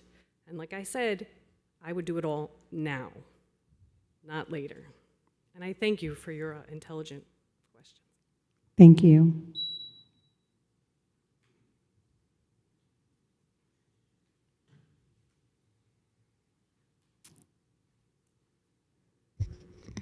Good evening, Chair Schenk and members of the Planning and Land Development Regulation Board. My name is Jeremy Davis, and this is my first meeting. Before I begin, I want to thank each and one of you for volunteering your time to serve our community. I also recognize that while the City Council makes the final decision, your recommendations help shape that decision. I appreciate the time and effort each of you put into reviewing proposals of this magnitude. For nearly 3 years, I've been speaking before the City Council because of one reoccurring issue: infrastructure. It started with flooding at my home, but over time I realized it wasn't just about my neighborhood. I've attended workshops, listened to utility presentations, read staff reports, and filed public records requests because I wanted to understand how we got here. One thing that keeps standing out: we always seem to be trying to catch up. I understand Palm Coast is going to grow. I'm not here to argue that it shouldn't. I'm here because I believe infrastructure has to lead growth, not chase it. Tonight, you've heard about the vision of westward expansion, the economic opportunities, the jobs, and the future of Palm Coast. But the part I hope we don't lose sight of is the staff report's statement that there is currently no infrastructure available to serve this area. At the same time, the city has approved approximately $330 million in utility bonds to address existing water and wastewater needs. That's a tremendous investment, but those projects are intended to help us meet the needs we already have today. So my question is simple: if we are investing hundreds of millions of dollars to catch up with today's infrastructure, how can we be confident we're ready to approve tomorrow's growth? What objective standards tell us the water, wastewater, stormwater, transportation, and public safety infrastructure will be in place before people move into these new communities? Because once these approvals are granted, the conversation shifts from whether we should grow to how we're going to catch up. I've experienced what happens when infrastructure fails behind. It's frustrating, it's expensive, and it affects people's quality of life. I know there have been times when the City Council has reached a different conclusion than this board. Even so, your recommendations matters. I hope your recommendation tonight reflects not only the opportunities this project presents, but also whether the infrastructure will truly be ready to support it. I believe Palm Coast can grow responsibly, but responsible growth means infrastructure isn't an afterthought. It has to come first. Thank you for your time. Thank you. Are there any additional members of the public that would like to speak? Seeing no additional members approach, we will close public comment. We will return to the board. Yes, Mr. Albano. This is for staff. Regarding the letter that was presented by Flagler County, is there a reason that letter was not included? And when was the letter received from? I will have to admit that that's an oversight on my part, and I will really admit to that. Okay. Yes. But we did have a discussion with Flagler County after we received that letter. And I believe you got the gist of that discussion that we had with Flagler County, is that they want to table at the seat at the table. So, given that, I will freely admit to that's my oversight to not have to remembered, and no excuses. Oh, understood. Between my age and the pile of work that I've had to do, for me to remember every single piece of email that comes in to be submitted as part of this package is, so I will admit to that. We understand. Things happen. Yes, Mr. Spofford. Yes, I'd just like the opportunity to provide a couple of responses to some of the comments we heard. Obviously, as part of our zoning packet, we provided a cultural resource reconnaissance survey, which had a lot of information about previous surveys on site. So we're certainly well aware of the historic and cultural resources on the site. The MPD agreement does require us to follow the city's land development code, and any recommendations of the state historic preservation officer will have to comply with. We understand that's a unique and special opportunity also to provide that uniqueness on the site. In terms of the county comments, certainly I know there has been communication and working with Flagler County in the past. We will continue to do so going forward. Certainly any road connections to the county roads, we will have to go through their permitting process because they have the jurisdictional right on those local roadways. We will continue to work with them. We understand that this is a little bit different because of the magnitude of the project. We are doing the zoning, and step 2 is the mitigation agreements. In terms of,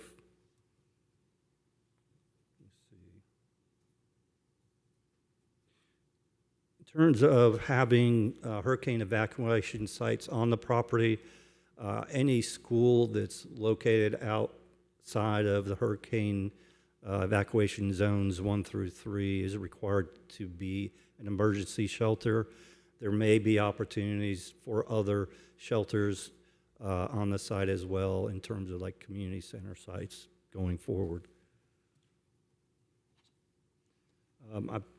In response to the adjacent landowner, I believe I may have talked to him on the phone a while back. I think I have an idea where he lives. I'm happy to meet him afterwards and talk to him. I think the site is adjacent to one of our conservation areas, but I will verify that when I get with him. In terms of the industrial, again, we, as a landowner, has a vested interest in having commercial and industrial. Obviously, they want to encourage that. There is, as we mentioned before, a land use conversion table in the MPD agreement that would allow us to increase the amount of industrial use if there's that demand going forward. And finally, understand stormwater management system. We're going to do a master stormwater system. Today's rules with the water management district are a lot more stringent than when the city of Palm Coast was initially planned and developed back in the 70s. And that stormwater system will also be maintained by an entity, special purpose district, such as a stewardship district or a community development district. And that's all I had. Thank you. Are there any additional comments from staff to respond to some of the issues and concerns that were raised by members of the public? I think maybe the only issue I'd like to address is about the industrial district and how it's going to be separated. You know, unlike a Euclidean's, what we have in our land development code, where we have IND1, IND2, where you have specific uses that are permitted in IND1, and you have uses that are permitted in IND2, the way that the land use table will work, since this is a master plan development, we don't have IND1, IND2. What we have is that we look to the use, industrial uses, heavy manufacturing, light manufacturing. They will both be permitted within the employment center, and that's the way it's going to work. Since we don't have that IND1, IND2 zoning, the zoning is master plan development. And within that master plan development, you have the conceptual master plan that tells you what these different areas are. And one of those areas is employment center. And within that employment center, it will, since the ask was specifically for industrial use, heavy and light manufacturing will be permitted within that employment center, along with other uses. It's not exclusive to industrial. So this is where we talked about it earlier, and honestly, I don't think there's enough information here for us to make a decision on a lot of things. There's a lot of questions here pertaining specifically to industrial and commercial, and there's no set information on what they can have, where they can have it. You just stated it's just an area that they can build in, but there's nothing set.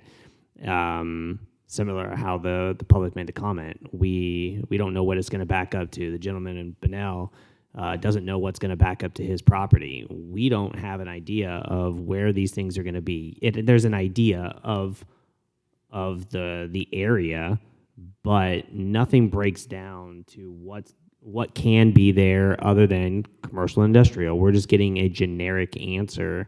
I don't think there's enough information. I definitely think that the county and the schools should have a seat at the table and make decisions on this. This isn't like it's a residential development that we're just saying, hey, this is an HOA development and you're going to build housing. We're planning an expansion, planning another city expansion. I love the idea of the westward expansion. I think that it will reduce a lot of infrastructure strain on the current city and bring in financial support that we need for commercial and industrial. But I don't like to just say, hey, we don't have any information, go do what you want. And that's kind of what this is. It's just a blank area that says, hey, you can do whatever you want in this area, as long as it pertains to commercial industrial, but we're not setting any parameters. I don't like the fact that we don't have a say in this after we say, hey, yeah, we approve your MPD. They don't have to bring anything back to the board as long as it fits within the generics of this agreement. And I mean, we don't see a plan. This is like a guess. What are they going to do? What can they do after this? They can sell it off to any development after. We can go all night on this what ifs, but I think we need a lot more information. I think we need more details instead of just writing a blank check and saying, hey, do what you want. And that's kind of what I'm getting from this is like we have an outline, but no details. If I may, this MPD is no different than the other MPDs larger MPDs that we have, right?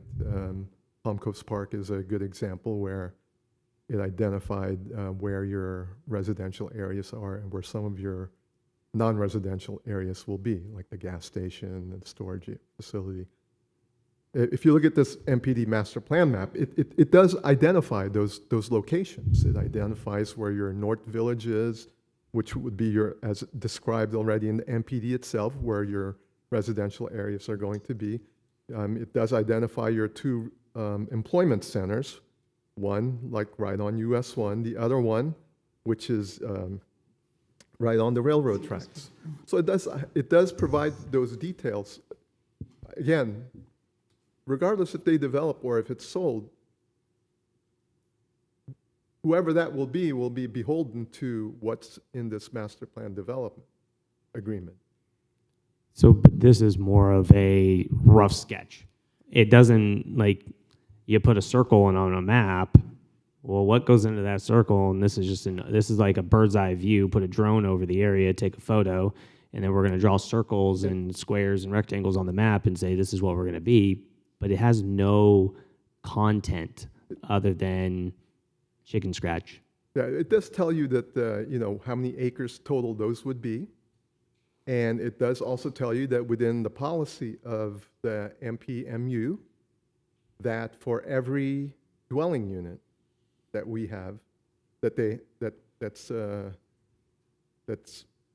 entitled, there will need to be. I mean, it's long policy, but 50 square feet of industrial use.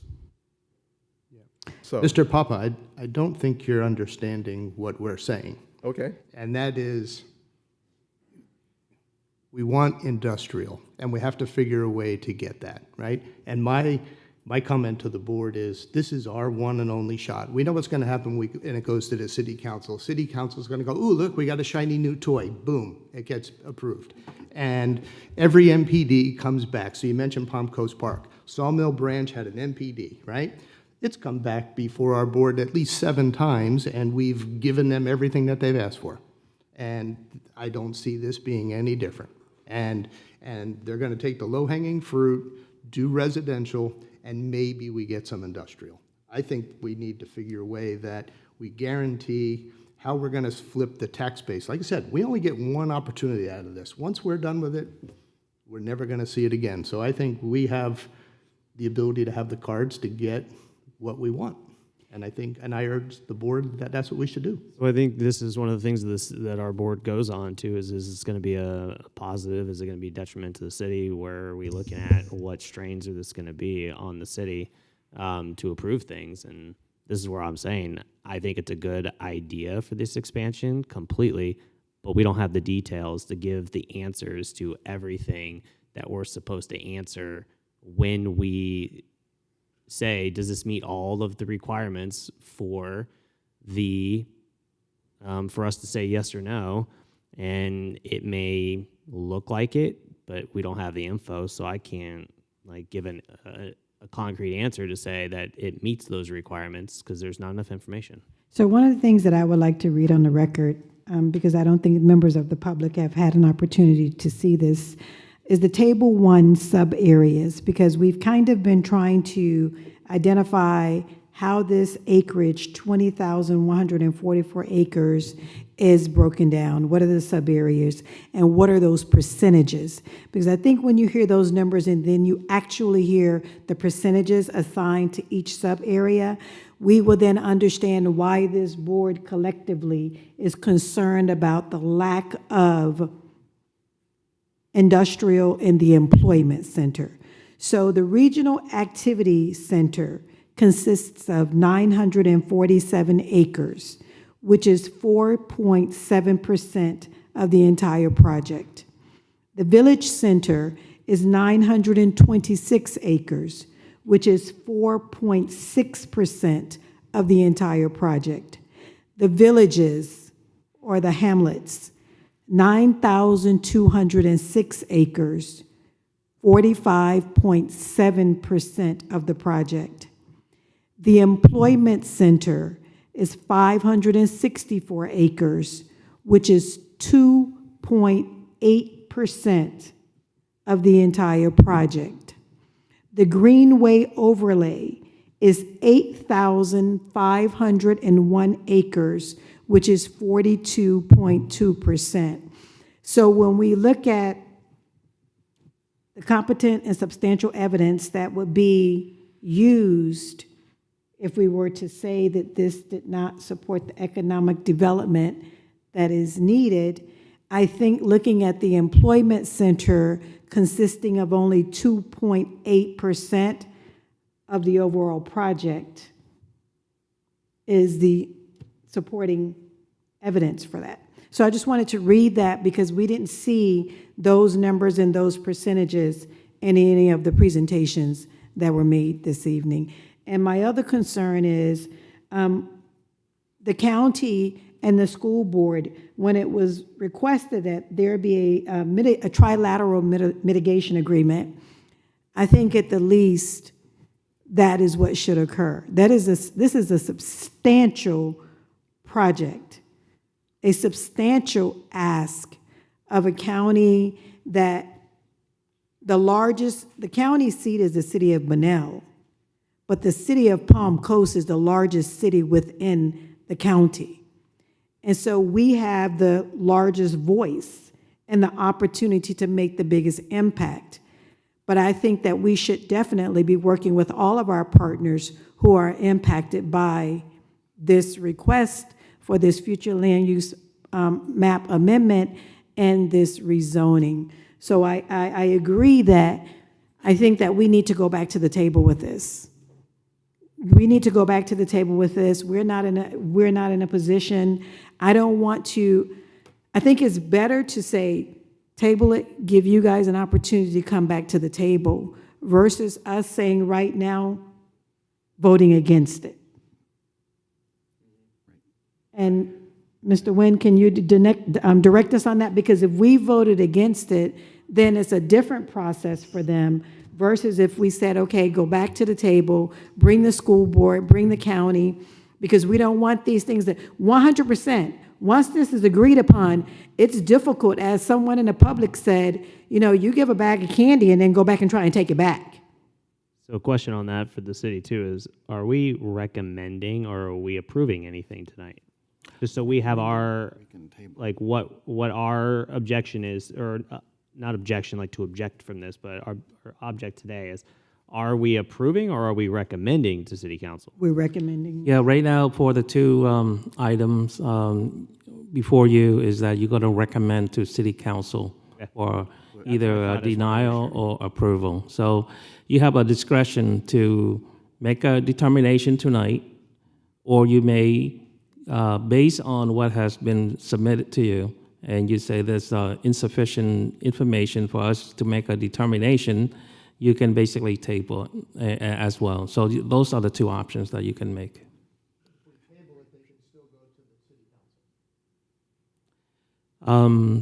They may be able to go to City Council, but process-wise, they typically would not be able to because Legally wise. We've seen that where they've bypassed us and went right to the city council. I'll defer that to our counselor.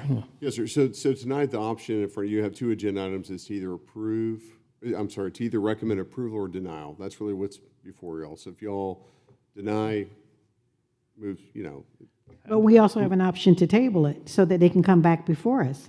Because if we recommend denial and it passes that it's denied, they can this was just Mr. Albano's concern, they can bypass us and go to the city council. But if we're tabling it, we're not telling them that we are recommending approval nor denial. We're saying we want you to go back to the table, meet with the city, meet with the county, address the concerns that this planning board has addressed, and bring it back to us. So we're not, I think that if we tabled it, that gives us that opportunity for it to come back before us. So I think the recommendation today would be to either to move forward. Tabling is certainly something you can do under Robert's rules. My recommendation would be for y'all to make because ultimately it's going to go to the city council. They will make the final decision as far as how it's transmitted from there. But y'all are advisory board, so y'all's roles as volunteers is to evaluate this information. to make a recommendation. So if we want to so-called table it, we're going to have to deny it. So if we're ready, I'll make that motion. But no. We have tabled items before and not denied them, and they came back to us. So what we're saying is the track record exists that we have denied items before and city council has approved them. We're saying we want the applicant to go back to the county and the school system to include them. That's what we're saying now. If the city council decided to disregard that request, that's one thing. But for us to say, I don't think anybody up here is saying we want to absolutely deny, nor are we saying we're ready to approve it because there's not enough information. And I think in good faith as the landowner, it would be wise to accept our tabling of it, meeting with the city, meeting with the county, so you're then showing yourself to be a good neighbor to the gentleman in the back in the city of Bunnell that had the concerns, for example, and I'm just referencing him because he's here. But if we denied it and you say, oh, I don't have to meet with the city, with the school system. I don't have to meet with the county. I'm just going to go to this council because the council is going to approve us. I don't think that's to show a good faith. Oh, I don't either. However, they have the legal ability to do that. So we either let the council know our position. So we could still make a motion for table and put our Reasons. reasons or This is two recommendations. votes, right? So if we approve the Flume amendment, what does that entitle them? So if we approved the Flume amendment and we denied the zoning, what does that give them the right to do?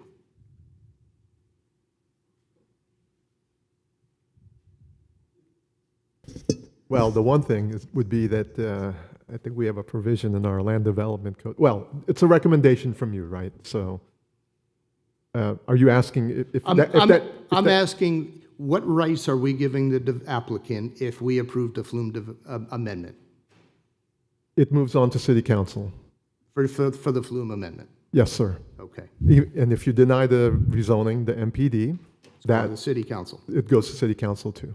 But does it We come, have a choice to make whether we trust our parents at the city council or we make our own statement and just say, no, we don't like the project, and if the city approves it, then the city approves it. but if we approve the Flume amendment, then they don't come back to us to figure out the industrial, all this stuff, working with the county, working with the school board, or any of that, correct? If you approve the Flume, I believe most of those things are really captured within the master plan development agreement. We don't see that. We don't have those details to confirm 100% that that's going to actually happen. So that's where I think we don't approve the Flume, because we don't have that stuff concrete written in the agreement. This is where I think we need more information or a detailed report or point it out in the agreement, line item number.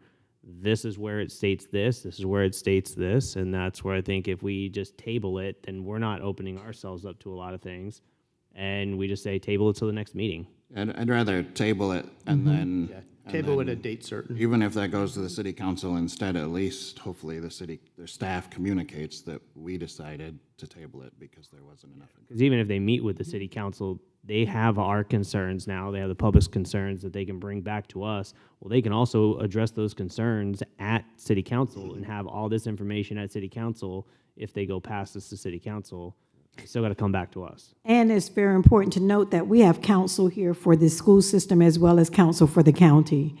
So I really think that it is very important that, and again, to the applicant, my recommendation would be for us to table it to a date certain so we can work together. Because it's a lot of discussion here now, and there are a lot of people here now, and hopefully our city council is listening. So there is no guarantee that if you decided to proceed beyond us, that they're going to approve it, which could push you back even longer, delay you even more. But if we're saying we table it to a date certain, which could be our very next meeting, that could possibly be a better outcome. Almost seems like we need, instead of a 30,000-foot view, we need a little bit lower view, kind of talking about, and, you know, I don't think the board is looking for somebody to spend a lot of time and money on this, but I think if we have a better plan and earmark areas and, you know, I've been on this board for 6 years. Tonight is the first time I've heard the term employment center, right? Yeah. So, And I think if we post or table it till the next meeting, it gives them, the applicant, time to get all our answers and stuff. And if they decide that they need more time, then they can address that to us and say, hey, can we not go to this next meeting, but go to the following one? Agreed. So, but I think we need to table it. Thank you. We'll give Mr. Spalford. Thank you. You're welcome. We would respectfully request that, it sounds like your concerns are all related to the MPD agreement. The Flume Amendment is just changing the color on the map. The goals, objectives, and policy are already adopted in the comprehensive plan. And so we would like to see that move on to City Council. And then we can take the MPD agreement and continue it to next month. We'll continue to work with the school board, Flagler County, adjacent landowners. And I've heard your concerns. We'll go back to the drawing board and see if we can tweak the MPD zoning. The Flum Amendment gives us no rights. In fact, the Flum Amendment and zoning give us no rights until step 2. I've heard earlier that you're giving them entitlements without mitigation. No, we don't have entitlements that we can execute without the mitigation agreement. So we'd just ask, move the Flum Amendment along. We'll come back next month on the MPD agreement. So what I have before me is the Master Plan Development Agreement between the City of Palm Coast and Radiant Palm Coast LLC Westward Expansion. And on page 2, under the recitals, it says, whereas the MPD rezoning and this development agreement necessitate an amendment to the city's 2050 comprehensive plan to designate the property as master plan mixed use on the future land use map, and said amendment has been reviewed and approved by the city pursuant to Chapter 163, Part 2, Florida statutes prior to the approval of this MPD rezoning and development agreement. So it includes the language of the development agreement.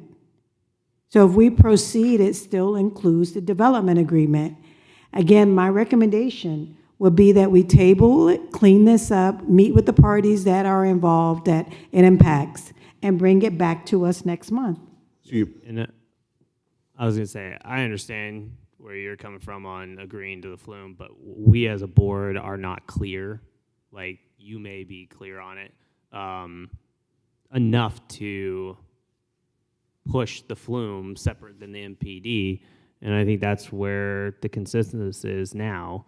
But before we make another comment, we'll let council. Sure, and if I could just advise, so Florida Statute 163 is clear that planning and zoning agencies must make either a recommendation for denial or approval. I understand that Robert's Rules of Order does allow for tabling, and sometimes that creates some confusion, so maybe in the past that's been something y'all have done, but I would recommend, because there's a statute that governs this, 163, that's a mechanism that creates a planning and zoning agency. Y'all's role and emphasis is really to approve or deny. That's your role. So I think we all understand Robert's rules because we've done it for a while. So, but then that's separate, and we're obviously being advised by council from the city. So I think we have to follow what their recommendation requirement would be, as we have one or the other choice. And I mean, if we're ready, I'm ready, and I'll make that motion. I think Mr. Albano has a comment. Okay. All right. Thank you. I'll make a motion for denial. Or is there a specific verbiage you want us to say? Yeah, you have to take action one item at a time. So the first one is the flume. I'll make Okay. a motion for denial of the Flume agreement. Do we, okay. Irene, roll call, please. Yes. Yes. Yes. Yes. Yes.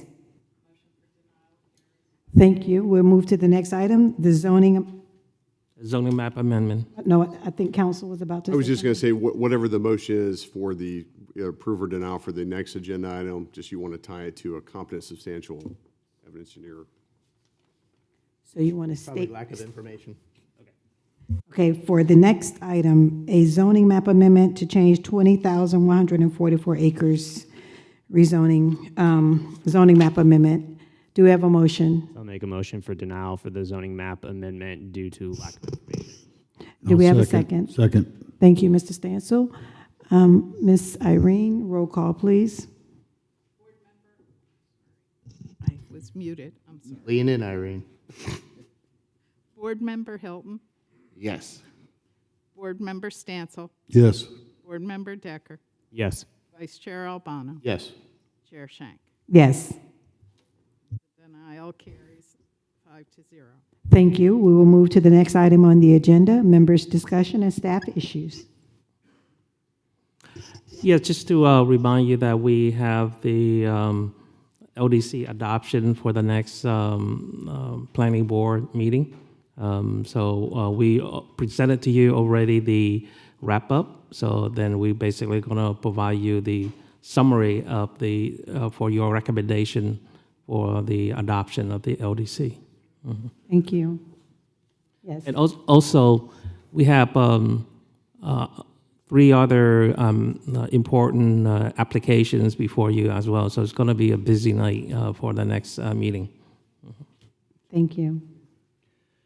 So this will be the third meeting in a row that I've invited the city council to come to our meeting, and seeing nobody from the city council. So I urge the city council to show up and listen to us. You know, we're not just a bunch of hacks up here. We've donated our time. There's no salary. We put in a lot of effort, and everybody on this board is really looking out for the citizens of Palm Coast. So I urge the city council to make a little time in their evening to come see us. I agree. Are there any additional comments from any? Thank you. We will entertain a motion to adjourn. So moved. Second? All right, all in favor? Thank you all for your service on tonight. It's a pleasure working with serving with each one of you.